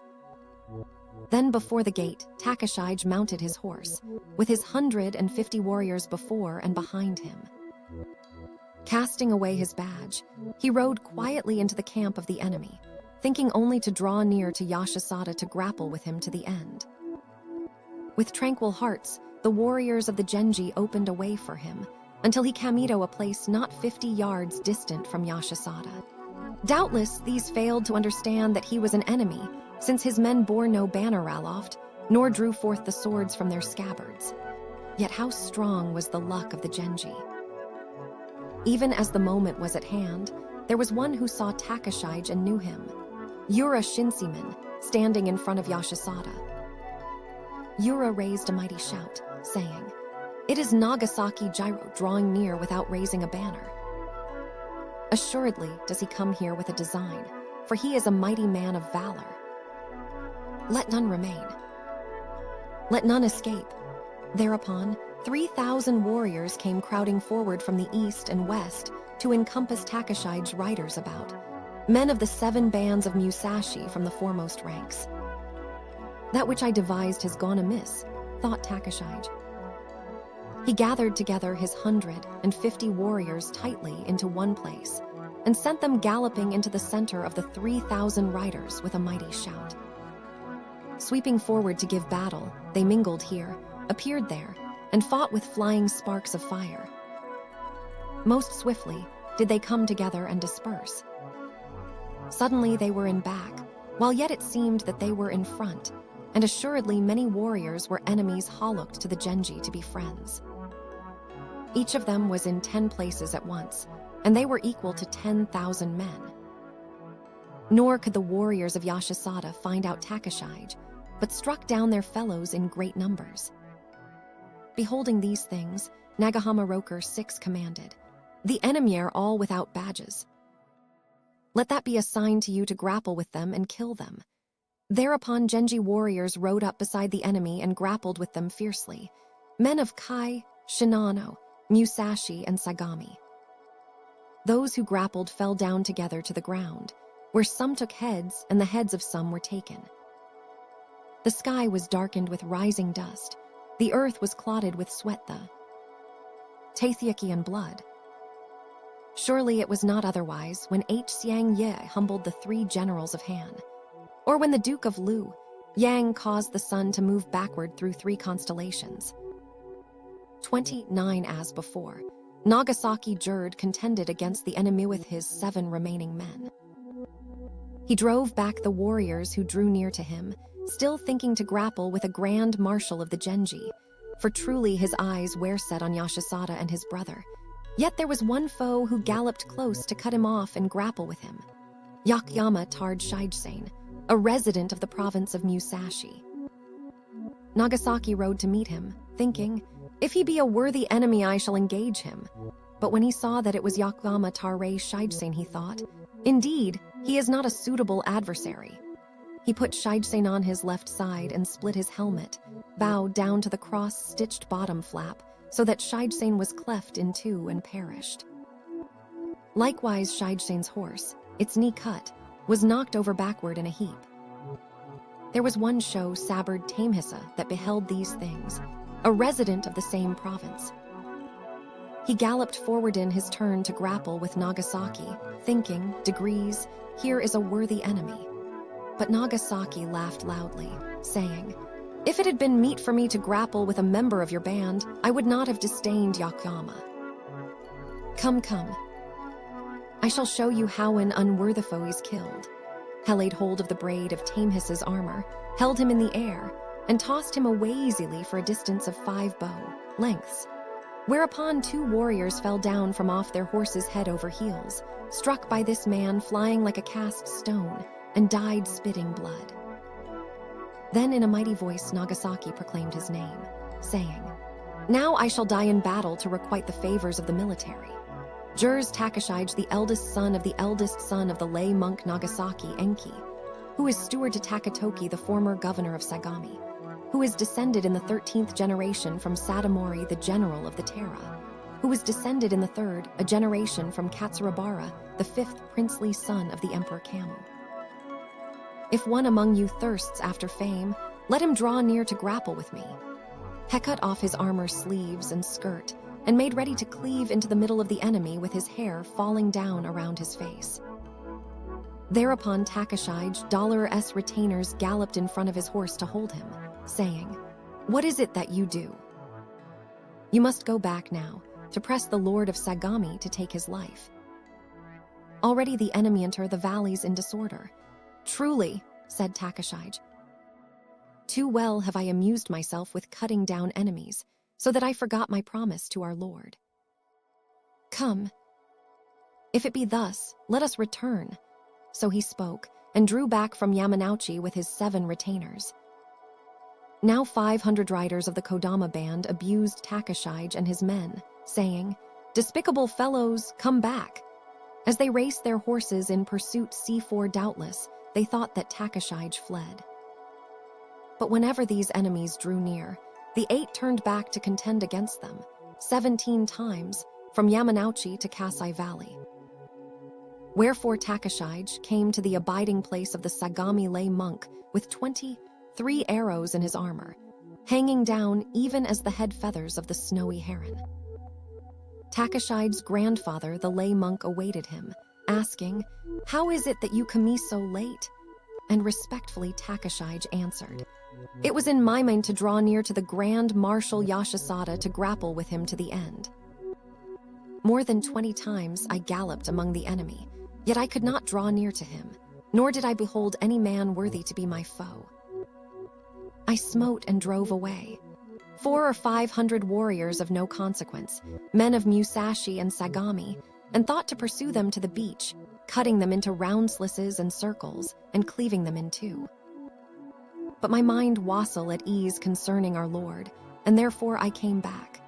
The Taiheiki so valiantly he told his tale, cheering the spirits of those who were near to death.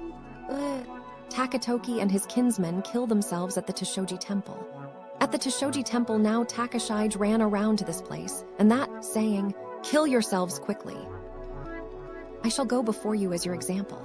He stripped off the stomach armor which alone remained on his body, caused his younger brother Shinyumen to serve him wine in a cup that had been placed before the Lord of Sagami, drank 3 times, and put down the cup in front of the lay monk Daijin of Setsu, saying, "To you do I give the cup with this relish."